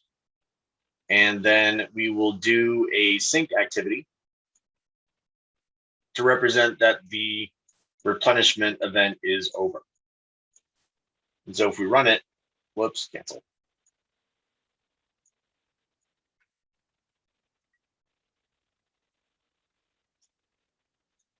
So we're collecting all of our tokens. So here we're about to get our 15th, and that causes the operator to go fetch the cylinder, bring it back, do the delay, and then the cylinder, I forgot to destroy it. So now he's carrying the cylinder and the box. So this is why I said that we need to destroy the cylinder, either by unloading it to a sink or by just destroying it using destroy object, because we don't want him to carry that cylinder around forever. So we're just going to say that you're going to destroy it there. So now, again, I'll just fast forward through this so that we get all 15.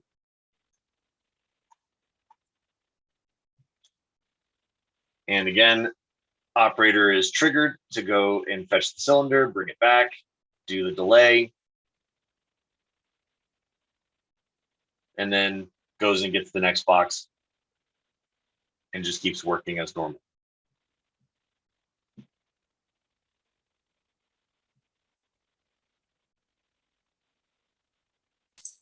Is there a way to make the processor idle as well during the, I guess, reloading?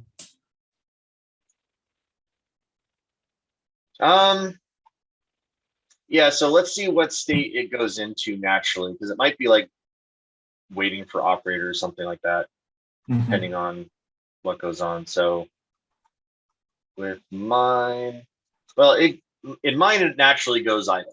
So I don't have to worry about managing that. But depending on what event you listen to, like you could have like brought the flow item to the processor and then triggered the replenishment. Like if you listen to on entry instead of on exit, like I did, then you might have to put the operator into a different state, because then you would be waiting for operator. And yeah, using other activities like there's an activity we haven't talked about yet, but hopefully we'll talk about it tomorrow, called custom code, that has some options for telling an object to go into a particular state. And so you could like drag that activity somewhere and say, hey, you should not be like waiting for operator right now. You should be like in replenishment or something like that. Okay, cool. So otherwise mine just shows up as idle. And if I wanted it to be in a different state than that, then I could definitely do that again with that like custom code thing. In fact, let me just do that because that's actually kind of fun. So if we grab custom code and say, you know, I'll just put it right here and I'll say that we are going to control the object by doing a set object state. And we're going to set the object processor 1 to the state of, we don't have a replenishment one per se. You could make one, but that's a little bit more into things that I want to get. So we just call it like maintenance. So now when we run this, we'll see that the processor goes through its normal states of processing and idle and processing and idle and all that fun stuff. And then when the replenishment happens, rather than being idle, we'll see it go into this maintenance event, which will show up properly on the reports that we generate. And then when things pick up again, he'll just go back, the process will go back to its regular setup, idle processing sequence. If you wanted to be like really particular, you could have done another custom code activity after the task sequence was done to set the state back to idle, because you don't maybe want to let the operators travel to the queue also count as maintenance. Maybe that does actually count as idle, but you know, you're getting into like really detailed there about trying to manage like what's the, you know, the uptime of the machine, you know.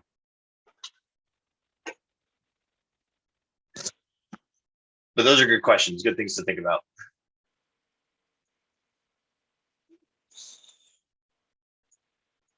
And so to kind of answer the question on the description about what the operator's utilization rate is, this is a good opportunity again to use a dashboard, where we might say, let's have a blank dashboard,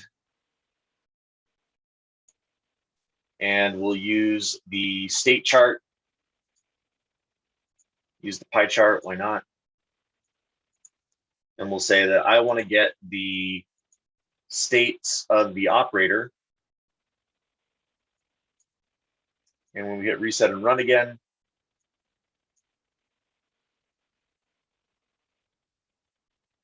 now one thing that's kind of interesting here is notice that we have this value in the middle of the pie chart that tells us the utilization rate. So it says that he's 46.5% utilized, and what all accounts for utilized. So if we stop the model, we can see that traveling while empty accounts for 14% of our utilized time.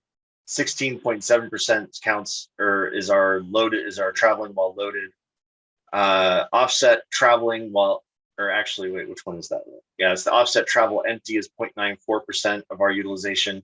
And then being utilized is part of our 14.82%, which is all counted for the setup time. That utilized time is counted as the time being involved with setup. But notice that maintenance here is 3% of our time. But because it's kind of like this, this shaded out color that's kind of like the idle, that's actually not being counted towards our utilized time. That's actually being counted towards this non-utilized time. So if I go to the chart, if I want to say, well, actually maintenance should be included in my utilized, there is this section of states underneath the chart options that lets me choose what state should be counted as what kind of utilization calculation. Should it be not utilized, which is this blank field, or should it be utilized, which is this green field? And so if I click on maintenance, now it says that it's utilized, and now that gets counted towards my utilized time. And so now if I hit reset and run, it'll account maintenance towards my total utilization rate, which gets us closer to 50% utilization.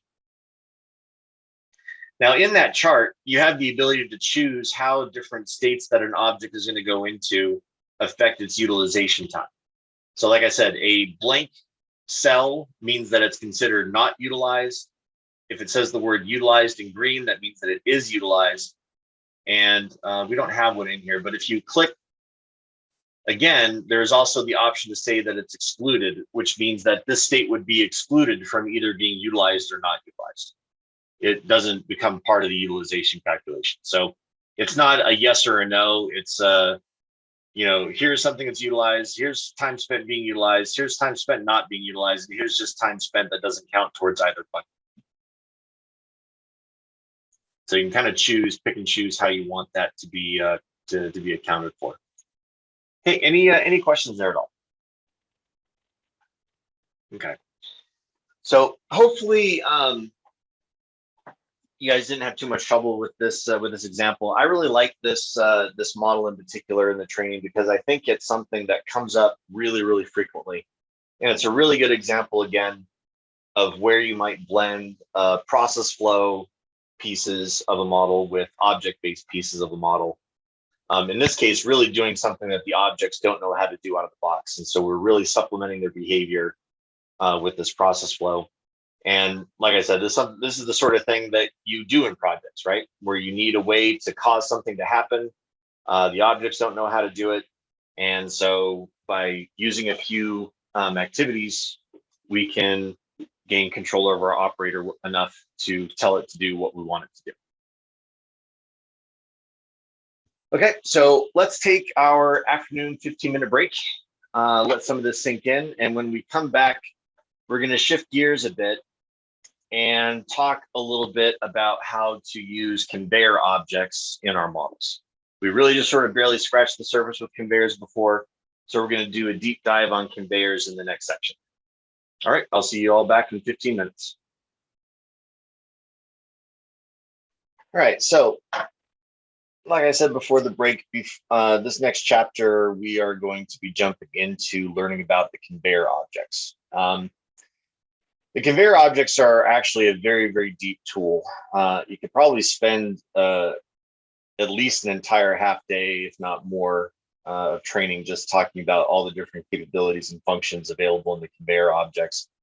And I'm going to try and give you guys the highlights in about an hour or two. So the conveyor objects are a little bit different from the regular objects, but they do have some similarities. The similarities are basically like the way that they tend to receive flow items and send flow items. You make port connections to them and from them, and you're allowed to have flow items come to conveyor systems and travel around in the conveyor, like kind of like what you're seeing here on the screenshot. But they also have a lot more capabilities beyond that, like being able to really mimic a lot of real world conveyor behaviors, like doing slug building and merge control, setting up photo eyes for complex logical problems that you need to solve while flow items move around in the conveyor, and just a lot of things based on where flow items travel within the conveyor system. Because the conveyors are, excuse me, because the conveyors are so, I guess, like entrenched with the 3D environment, a lot of the things that we do in the conveyor system are based on where flow items are located, right? And it kind of makes sense, right? Because in real life, conveyors have they have speeds, they have distances, they have twists and turns and inclines and declines, and we try to be able to mimic all of that within the conveyor system. And a lot of the logic that happens while flow items are in the conveyor system then are therefore based on where they go and what they do when they get there. And so we provide a lot of different functionality to control this kind of these kinds of ideas, and all of the objects that are related to the conveyor behaviors are located in a special section of the library devoted just to the conveyor objects. And this is actually an older screenshot, unfortunately. But if you go over to FlexSim and take a look at the object library, you'll notice that there is a section dedicated to conveyor actions, conveyor behaviors.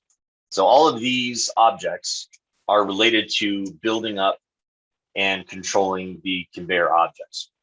Now, in the slides, there are a lot of slides that I'm not going to directly talk about, but they're a good reference for describing the different parts of the conveyor library, like how a straight conveyor versus curved conveyor work, and then some also important things like decision points, stations, photo eyes, and some of the other objects that we're going to talk about in the conveyor library. So I'm not going to talk about each one of them, just as in terms of a lecture, because I think it makes more sense to see the stuff in action than it is just kind of talk about it. So if you want to refer back to these slides, that's great. They're provided as a way to provide useful definitions about what these things mean. But the main thing is to see how they work together. So I'm going to go back over to a model, and we're just going to make a new model here. And let's talk first about creating conveyor objects themselves. So I'm going to use the baseline units here. That's fine for what we're doing. And then in my library, I'm going to start by creating a conveyor object so that we can just kind of get to know it a little bit. Now, if you do a single click on the conveyor object in the library, it gives you a choice of either making a straight conveyor or a curved conveyor. And so if you choose one of these, it puts your cursor into a conveyor creation mode. Now, this conveyor creation mode allows you to create a conveyor of a customized size and orientation. And so in this mode, you click once in the grid. So that's just a single left click. And as I begin to drag my mouse, it begins to drag and create a section of conveyor. So if I stretch my mouse further in any of the directions, then my conveyor gets longer. If I move my mouse around, it allows me to change the orientation and the direction that the conveyor faces. Once you've kind of got the conveyor positioned the way that you want, if you left click again, that finalizes the conveyor segment.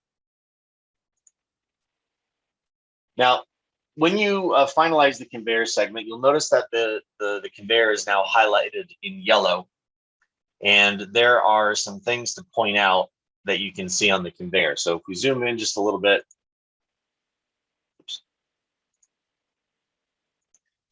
first thing that you'll notice that you may notice is there are a couple of arrows that point in the direction of flow item flow.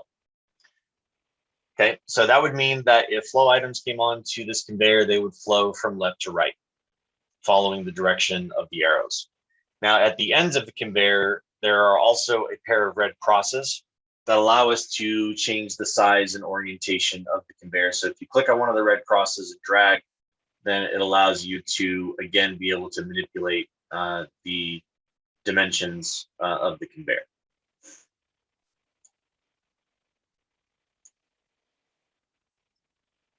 Now, also, when you click on the conveyor, you'll notice that the properties show up on the right-hand side, just like any other object, where we can establish things about like whether or not the conveyor is accumulating or not, what the speed is in terms of our model units, acceleration rate, deceleration rate, and then some rules about spacing on the conveyor, like stopping space, moving space, if there's a delay for restarting. There's also a fixed interval movement option to allow the conveyor to behave like a power and free, where there are like dogs that move along the conveyor and you can only attach flow items to the dogs rather than being able to be placed anywhere along the conveyor. And also whether or not this conveyor is going to perform slug building for like a sawtooth merge type of operation. Now, in the conveyor behavior options, there's a lot of information here, of course, about how these things work. And so to kind of help out, we've created tooltips so that if you mouse over them, they're going to try and give you a hint as to what these things mean and how like these spacing rules and whatnot are going to be handled. These are also very well documented in the manual. If you want some more information about things from the manual, you can click on the question mark here to get to the manual page for these sets of options. Now, one of the ways in which the conveyor object is different from some of the other objects is how we handle things like coordinates and the location of the object in space. So just to compare, if I drag out a source object, this is something I don't think that I mentioned specifically, but when you click on an object, one of the sets of properties that you see is its location in the Cartesian coordinate system, where you have an X, Y, and Z location. And this X, Y, and Z location by default is based on where the blue cone of the object is placed. So that means that the blue cone is located at the negative 9.47 meter in the X axis, 0.47 meters in the Y, and 0 axis in the Z, or 0 meters in the Z. Now, the conveyors, if you click on them, they don't have those cones that let us know where it's positioned. And because the conveyor is long, it doesn't really make a lot of sense to describe the location of the conveyor as a single set of coordinates. So what we did instead is we have start and end points on the XYZ axes. So you can see where the X axis of the conveyor begins and ends, where the Y axis begins and ends, and where the Z axis begins and ends. And this allows us to do some neat things with the conveyor. Like, for example, I mentioned that the arrows point in the direction of flow. If you're looking at your conveyor and the direction is actually facing the wrong way for you, you want them to actually flow, in this case, maybe from right to left instead of from left to right. If you come over to the start and the end point for the X, Y, and Z axes, there's this little button that is called the reverse direction button. And if you click on that, it just reverses the flow on the conveyor. Now, this isn't something that you would do during model runtime, change the direction of flow in the conveyors. We have other tools for things like that. But this just allows you to say, oh, I oriented the conveyor the wrong way. Let me just quickly flip the direction around so that the conveyors are going to flow in the direction I want. And what it does, you'll notice that it just changes the, in this case, the X and the Y direction so that the flow goes in the reverse. Now, if your conveyor is oriented maybe this way, more along like the Y-axis, then the reverse direction just reverses the Y-axis. It's smart enough to know which way it should reverse in order to allow the flow to reverse in the right direction.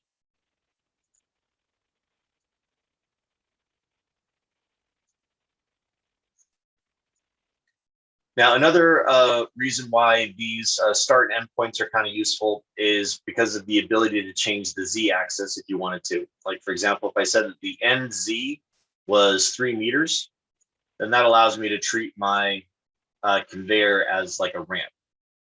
And if I said that my endpoint was 0 in the Z, then allows it to go down like a ramp.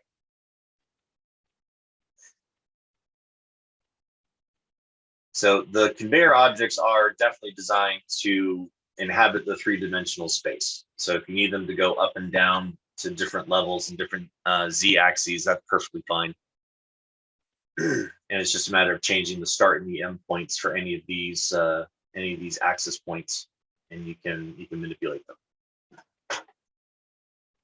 Now, in addition to all of that, there are also a set of visual options that you can change about the conveyor. By default, the conveyor is meant to look like a simple roller conveyor. Oops, you can do that.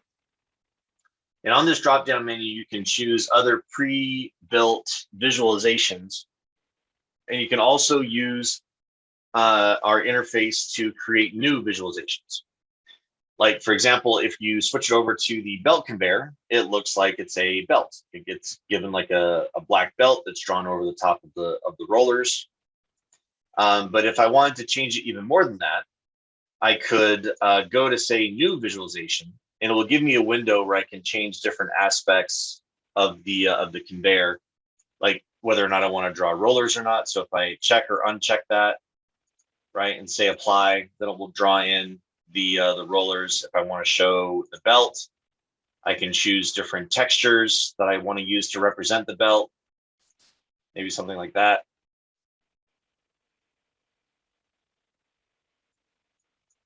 You can even show whether you can either decide whether or not you want to change the size of like the side skirt, if you want to add a texture to the side skirt, right? Just kind of change things up a little bit if you want to add some nice visual niceness to this. And there's also different rules for how you might want to handle the legs, where the repeat distance is how often a leg is drawn on the conveyor. So right now, with a repeat distance of 10, you'll get a set of legs every 10 meters. But you can also change that unit to a different unit if you want to. If you want it to be like maybe every 6 feet. Right, so it looks like something like that.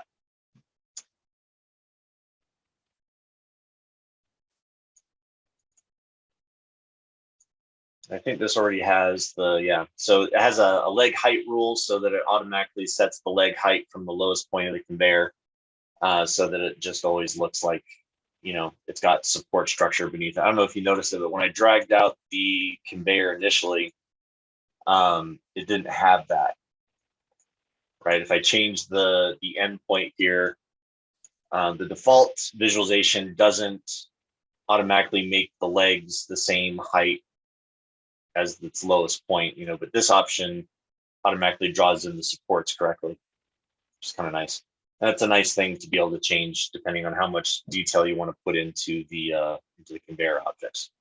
And once you create a conveyor too, you can always flip its visualization. So I can say, well, actually, I want to use this new visualization I just created with the leg frequency and the belt type and the rollers and the side of the legs and the side skirt texture and all that kind of fun stuff.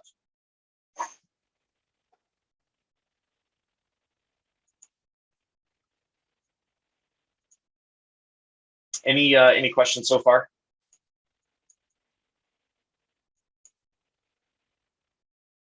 Okay. So let's say that we will actually want to get some flow items onto this conveyor. This is a way that the conveyor objects are actually very similar to the other objects. If I wanted the source to be able to send flow items to the conveyor, all I have to do is make a port connection from the source to the conveyor. Now, before I click on it, though, I want you to pay attention to what the conveyor looks like right now.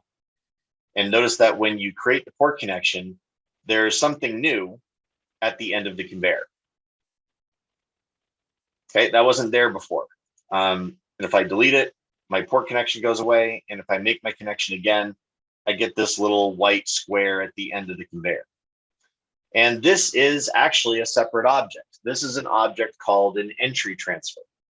An entry transfer is a special object that's created automatically when creating port connections on a conveyor that allows for flow items to transition from outside the conveyor system to inside the conveyor system. So in order to allow a flow item to get onto a conveyor, it must pass through a transfer. That's why when we make the port connection, we automatically create the transfer and position it on the conveyor. Similarly, if we want to get flow items out of the conveyor, if I make a connection from the conveyor object to the sink, it draws another transfer. It's another white square that I can click on and kind of move around. This is called an exit transfer. And this is a way to get flow items out of the conveyor system and into some other external object.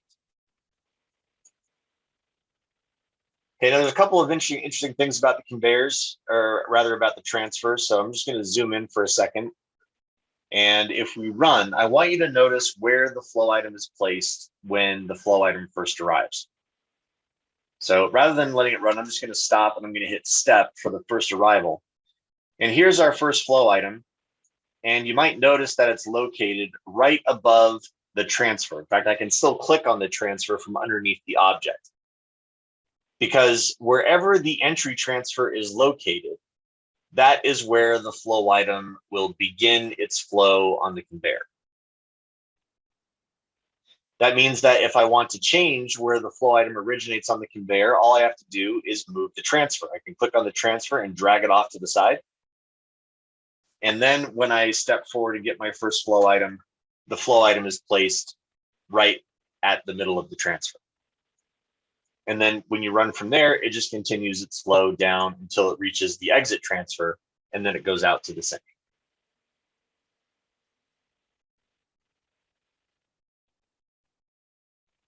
Okay, now you can have as many entry transfers or exit transfers as you want on a conveyor.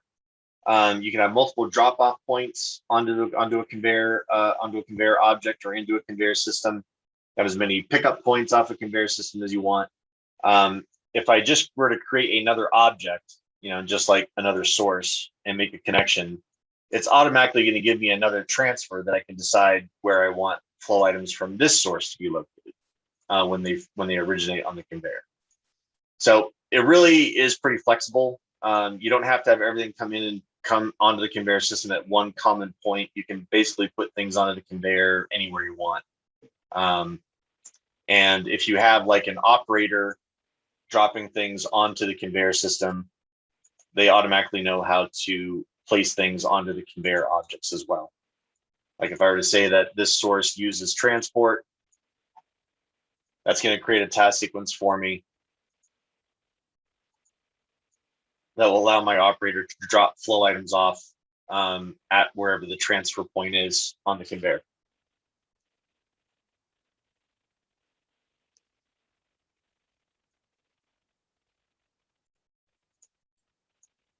Now we can do the same things with the exit transfer.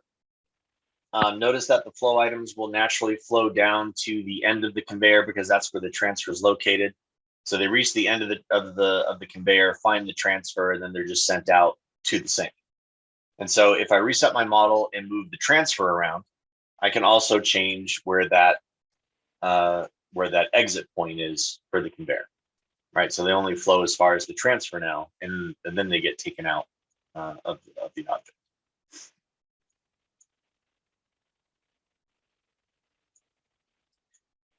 Now we can also use task executors to take things off the conveyor system.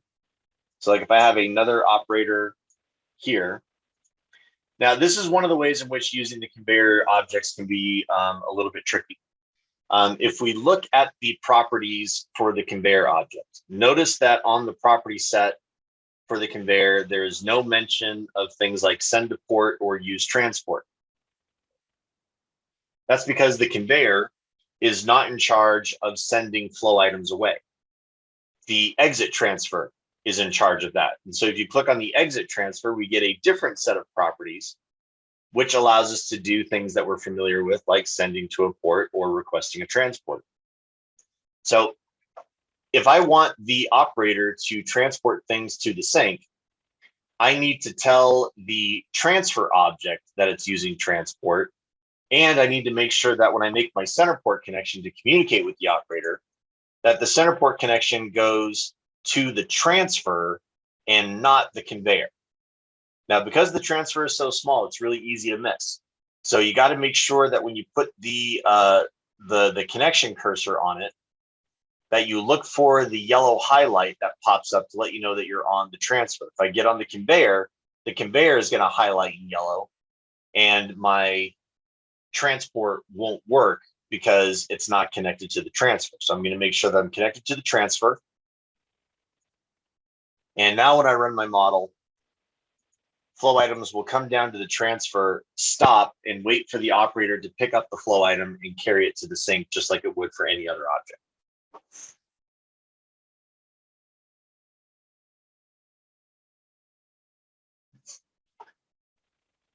Okay, now that's nice, but the transfers actually allow for some other pretty cool behaviors, especially when related to the task executors, where if you click on a transfer, you have the ability to stretch the transfer to be a larger area. And so if you make the transfer a larger area, then we allow for the operator to anticipate and potentially intercept where the flow items need to be taken off the conveyor. So if they make it all the way to the end, then they make it all the way to the end and they stop. But if the operator sees it coming, you could actually pick it up anywhere from within this area defined by the transfer. So the flow item doesn't actually have to stop unless it reaches the end of the transfer area, which is the very front part of that transfer object, and allows the operator to grab flow items anywhere from within that little zone, I guess you could call it.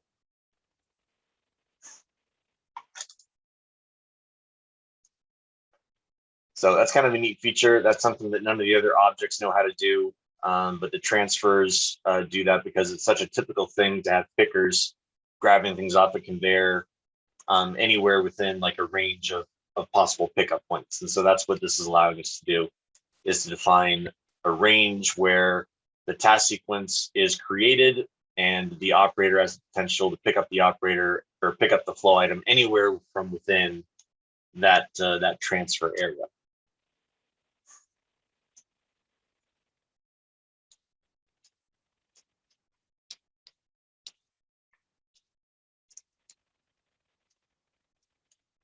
Hey, any questions there so far?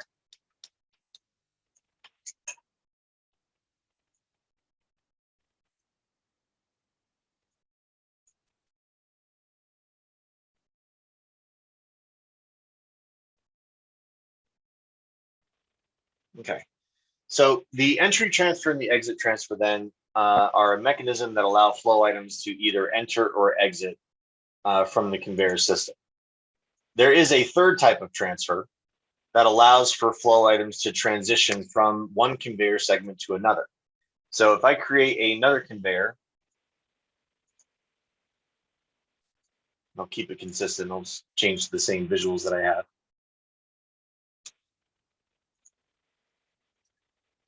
Now, if you have two conveyor segments like this, and you drag one into the other, the conveyor does like a little magnetic snap onto the conveyor, and you can see that it actually draws a little square in between them. Now, the side skirts look kind of weird when you're doing this, sometimes depending on the visualization that you chose, but it's just visual, it's fine. And this little square that I can click on, this is a type of transfer that allows for transitions from one conveyor to a side conveyor. So we call this a side transfer.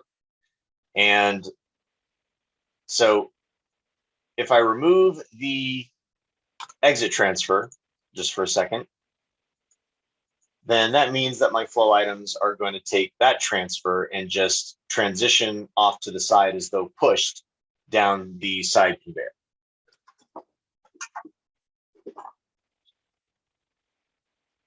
Okay, so how do the flow items know to take that transfer? Well, so this is actually an interesting problem. So let's put that exit transfer back for a second.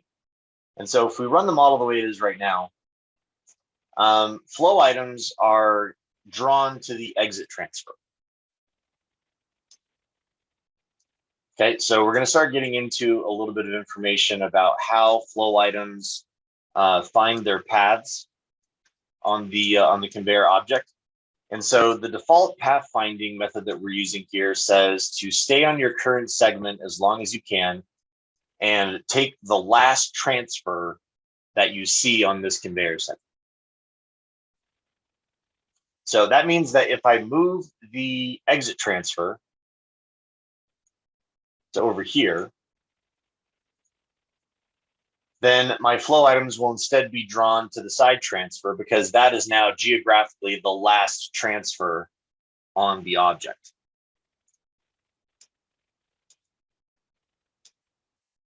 So again, the default pathfinding mechanism so far that we're seeing says, stay on your segment until you find the last transfer and then transition to wherever that transfer may take you, whether it's an exit transfer that takes you to an object or a side transfer like this that takes you to a side conveyor. And now we've got some blocking because our flow item here is in the way, blocking the progress of this flow item. And that's something that can happen. So that's fine.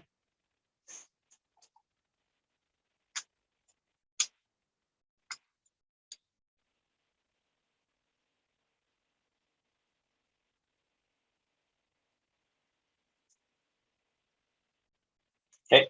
Now, another kind of transfer that's going to be important to know about is what's known as the inline transfer. So I'm just going to move this conveyor kind of up and out of the way for a second. And I'm going to demonstrate the use of an inline transfer while also demonstrating a tool in the library called the Join Conveyors tool. So the Join Conveyors tool is a handy way to easily create curved conveyors between perpendicular or nearly perpendicular conveyor objects. So if you choose the Join Conveyor tool, you can see that it changes the cursor into this join mode. And then if you click on the sending conveyor and then click on the receiving conveyor, it'll automatically fill in the curve that you would need to join those two segments together. And again, because it creates transfers. So here we have an inline transfer that transfers from the inline flow of this conveyor to the inline flow of this curved conveyor, and also another inline transfer from this curved conveyor to the straight conveyor. Same rules apply that if my exit transfer is further upstream, then the inline transfer is going to be preferred by the flow items. But notice how it allows for a nice and smooth transition onto the next conveyor as they just follow that curved segment. They get off the straight segment at the transfer point, and then they get onto the curved section at that point, and then continue on to the straight section after that.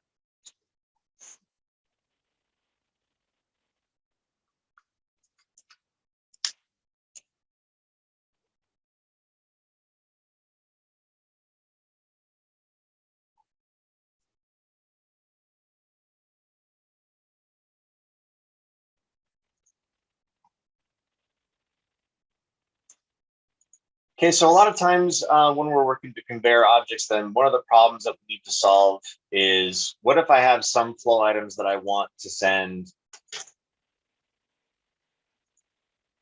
to this point on this curved conveyor and then to the straight conveyor, and I have some flow items that I want to send to the sink, to sink 1. So let's say I have some flow items that need to go to sink 2 and some that need to go to sink 1. Well, using other objects in the conveyor library, like the decision point, the station, and the photo eye, we can establish routing rules for how flow items travel through the conveyor system. Now, remember, the default pathfinding algorithm says we're going to stay on our current segment for as long as we can until we reach the last segment. But if we give flow items a destination to go to, then they will also try to find their own way to get there. They will naturally try to take the shortest path in order to reach some destination. So let's kind of take a look at that first of all. So to kind of help us with the routing, the routing of flow items in the conveyor system, I'm going to start with an object called a decision point. Now, the decision point object is dragged out from the library and placed onto a conveyor segment. If you try to place a decision point someplace in the model other than on a conveyor segment, then it doesn't do anything. You're not allowed to have a decision point just out here floating on its own. And one of the ways that you can tell that a decision point is not active is that it doesn't have the crosshair in between the diamond. So if I take this decision point and bring it back over to my conveyor and release my mouse, it draws in the crosshair to let you know that this decision point is properly attached to this conveyor. Now, the decision point object is a pretty, I guess, basic object. It doesn't have a ton of functionality built into it. The main ways that we utilize the decision point is through the application of its trigger events. And the two most important trigger events that the decision point has is the on arrival event and the on continue event.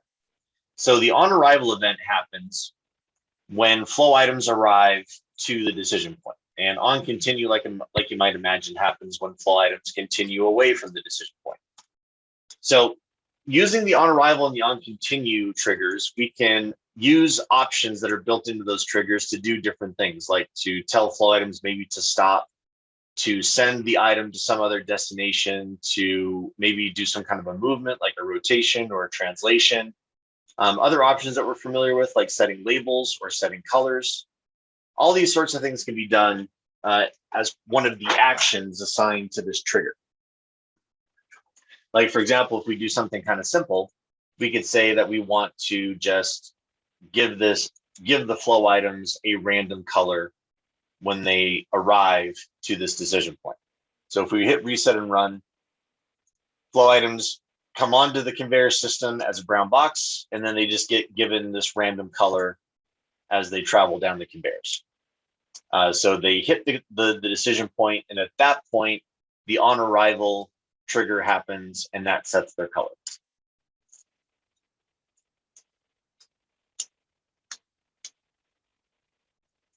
Now, one of the ways that the decision point is used most often is a way to control the routings of flow items. Now, if we look at the decision point, there is an option here, and we can go to the on arrival trigger and add an additional action that says that we're going to send an item. Now, sending an item using decision point logic is different than using like send to port logic, but we also tried to make it feel kind of similar. So the way that you use send item is you indicate a destination object as the destination. You want to say, this is where I want things to go. Now, notice this expression. You might recall this from Monday that says that we are going to use the object that is connected to current on out object 1 as the destination. Now, right now, we don't have an out object because there are no port connections on this decision point. So if I were to make a connection to some other object, I could treat that as my destination. Now, there are some limits here of what we're actually allowed to do as a destination for send item. Like, for example, if I were to try to make a port connection from the decision point to this sync, it's actually not going to let me do that. Because since the decision point object is part of the conveyor system, it's not going to allow me to connect that out to another to another non-conveyor object. Decision points can only be connected to other objects that are part of the conveyor system. So that means that I can connect to other decision points. I'm allowed to do this and use that as my target destination. I can use stations as one of my targets. I can make connections between these two objects. That's fine. Or I could use photo eyes. I can make a connection between these two objects because they're both part of the conveyor system. That's okay. Or I could even connect to transfers. So I can make a connection from the decision point to that exit transfer all the way up there. Now, what's the difference between doing any of those three things or any of those four things? It really doesn't matter. In each case, we're just establishing the connection between the decision point and that other object as the target destination for a flow item. So it doesn't matter if I send it to the transfer or to the photo eye or the decision point, it's all going to behave pretty much the same. So if I use the transfer in this case and say reset and run, so now we have altered the default flow of the flow item because it no longer is using the default pathfinding method that says stay on your segment as long as you can. I'm now assigning the flow items an explicit destination. I'm saying that you flow here. And because the condition is true, this is going to happen for every flow item.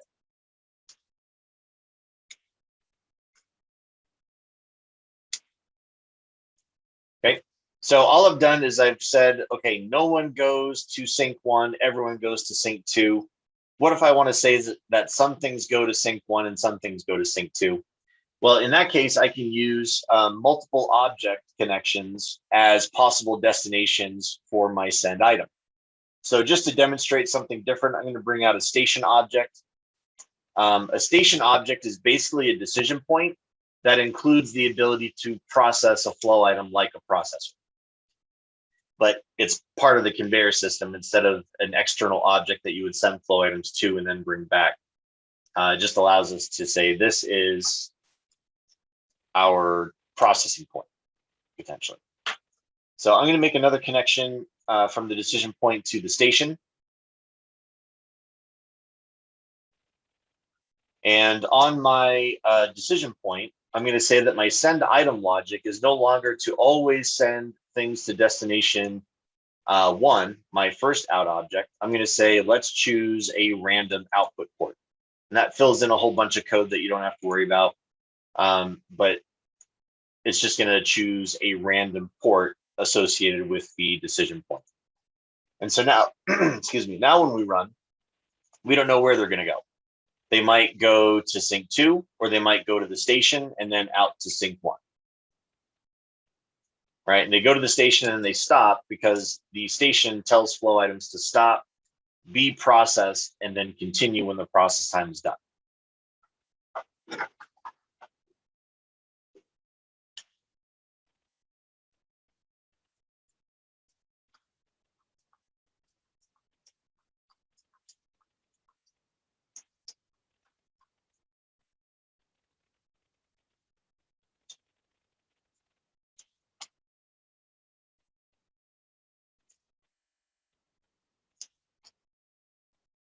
Okay, any questions at all?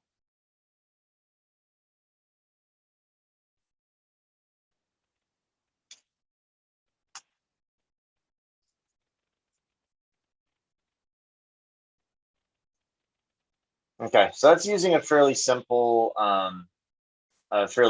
send item where we're just saying choose a random port.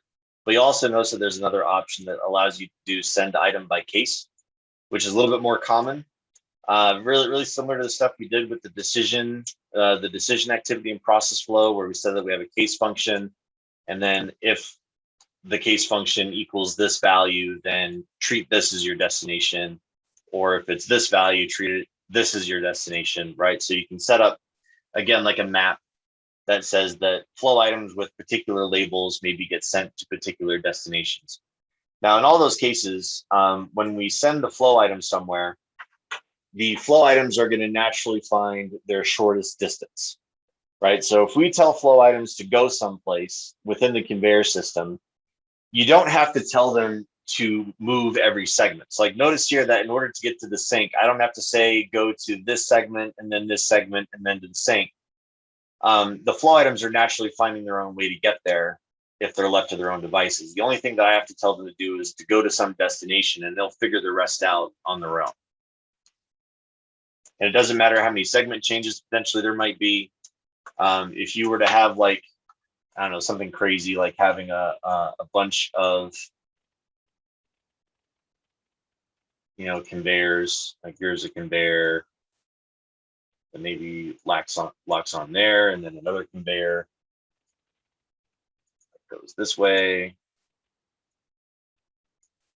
and then another conveyor that goes off like that way. You know, just a whole bunch of different segment changes. If I want a flow item to end up like out here, I don't have to say, okay, transition to the curve and then the straight and then this and then this and then this.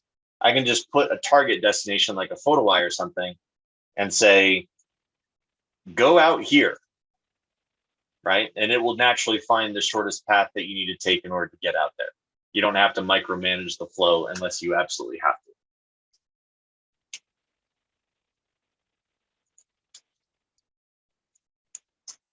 Okay, now another really common thing that we need to be able to do on a conveyor system is controlling restricted areas, where there are parts of the conveyor where certain rules have to be enforced about like where flow items are allowed to flow.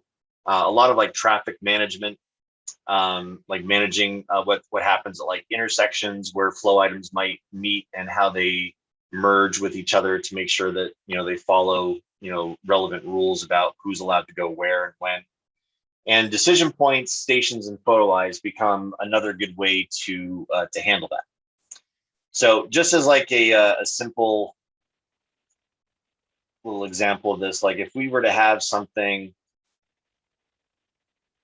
like, let's say that I've got a source and a couple of straight conveyors, and I'll say that we've got one here. I've got another one over here. I'll put them kind of close to each other. And then I've got another conveyor that goes like this way.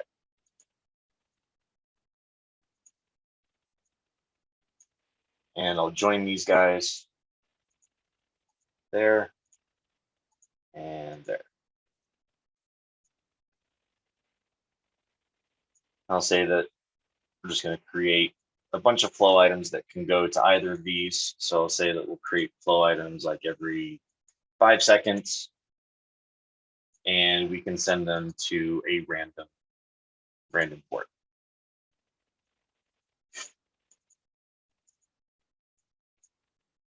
So if we run this model the way it is right now, we're going to see that flow items are going to do kind of like a rudimentary merge control kind of on their own.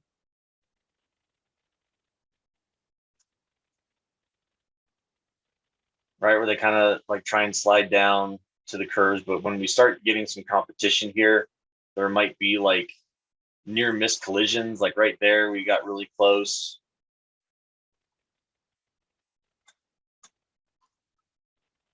There might be other times when the flow items do actually like kind of collide into each other a little bit. And so you may have rules that say like how close flow items are allowed to get as they merge onto this, like share, there was a collision right there, of like how close they can get to each other. And so this might be a reason to enforce a restricted area about how these flow items need to share this lane, right? And it really is kind of like a traffic problem, right? Because you've got like 2 roads that come this way, and you got another road here, and then we have like merge lanes where we want to be able to like get onto this this shared section of conveyor. So decision points, stations, and photo eyes, like I said, are a useful way potentially to enforce these kinds of rules. So if I want to create a restricted area around this set of conveyors, I can first drag out a decision point on the first conveyor, drag out a decision point on the second conveyor. And essentially what I'm saying here is that these decision points, or at least what I'm going to say, is that these decision points are going to function as entrance points to the restricted area. So you might think of them as like stop signs, right? Where if you're traveling along on the road, and you've got the stop sign, you have to like stop and like wait for someone to go by. And so this is going to be, and these two objects will be entrances to the restricted area. And so on their trigger logic, I'm going to say on arrival to create an entrance to a restricted area.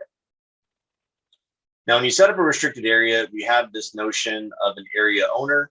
As you can see from the hint text, it says that we're defining, an object that owns the area and essentially becomes the manager of any acquisition requests that are being made on that restricted area. Because flow items are going to arrive to this decision point, and they're basically going to say, hey, can I use that restricted area or not? And the owner object is going to be the object that's in control of managing those requests. So both these decision points are going to do this. They're both going to say that we are entrances to the restricted area on arrival. And now I need to choose an owner object. And typically an owner object is another object like these. It could be another station or a decision point or a photo eye. Let's just use a photo eye just for fun, just because we haven't used one of those yet. And then on the photo eye, I'm going to use one of the triggers on the photo eye, and it has a different set of triggers because it has different events that you can take advantage of.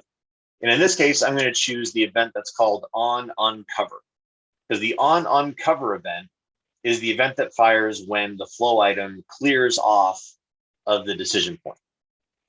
So when the trailing edge of the flow item clears the photo eye, that is the on uncover, event.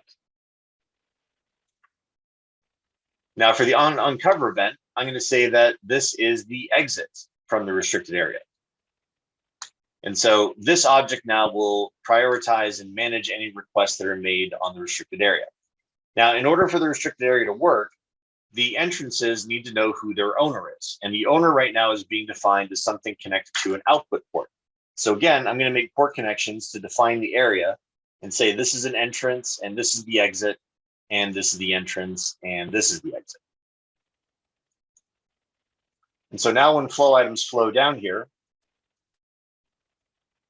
if the area is clear, they're allowed to continue, but if not, they may have to stop and wait for the event that marks the exit from the restricted area, and then they're allowed to continue after that.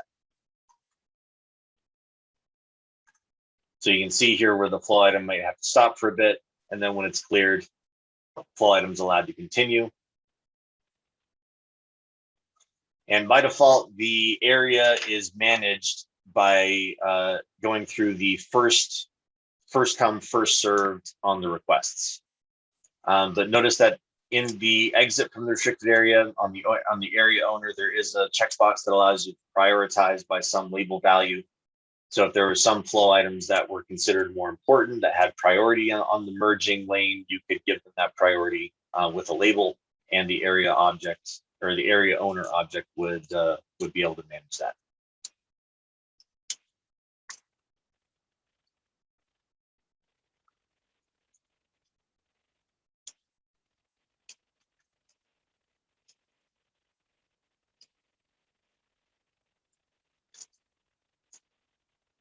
Okay, any questions at all?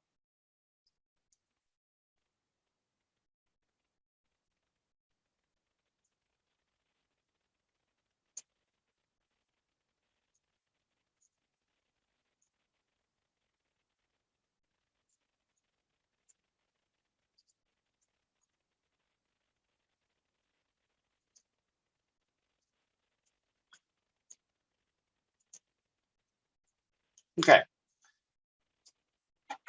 Well, the next thing that we're going to talk about after the conveyors that's going to be part of this exercise is the storage object or the racking system object, but I don't want to get into it with only 15 minutes to go. So would it totally break your guys' heart to end a little bit early today? Oh no! I guess I'd be okay with it. Somehow What we'll are we gonna do manage. with the extra 15 minutes. Bourbon. All right, guys. Well, thanks for hanging in there again today. I know I've thrown a lot of information at you. So thanks for being here, and we'll see you tomorrow morning. All right, have a good one. See you later. Thanks. Good Bye. evening. Thank you.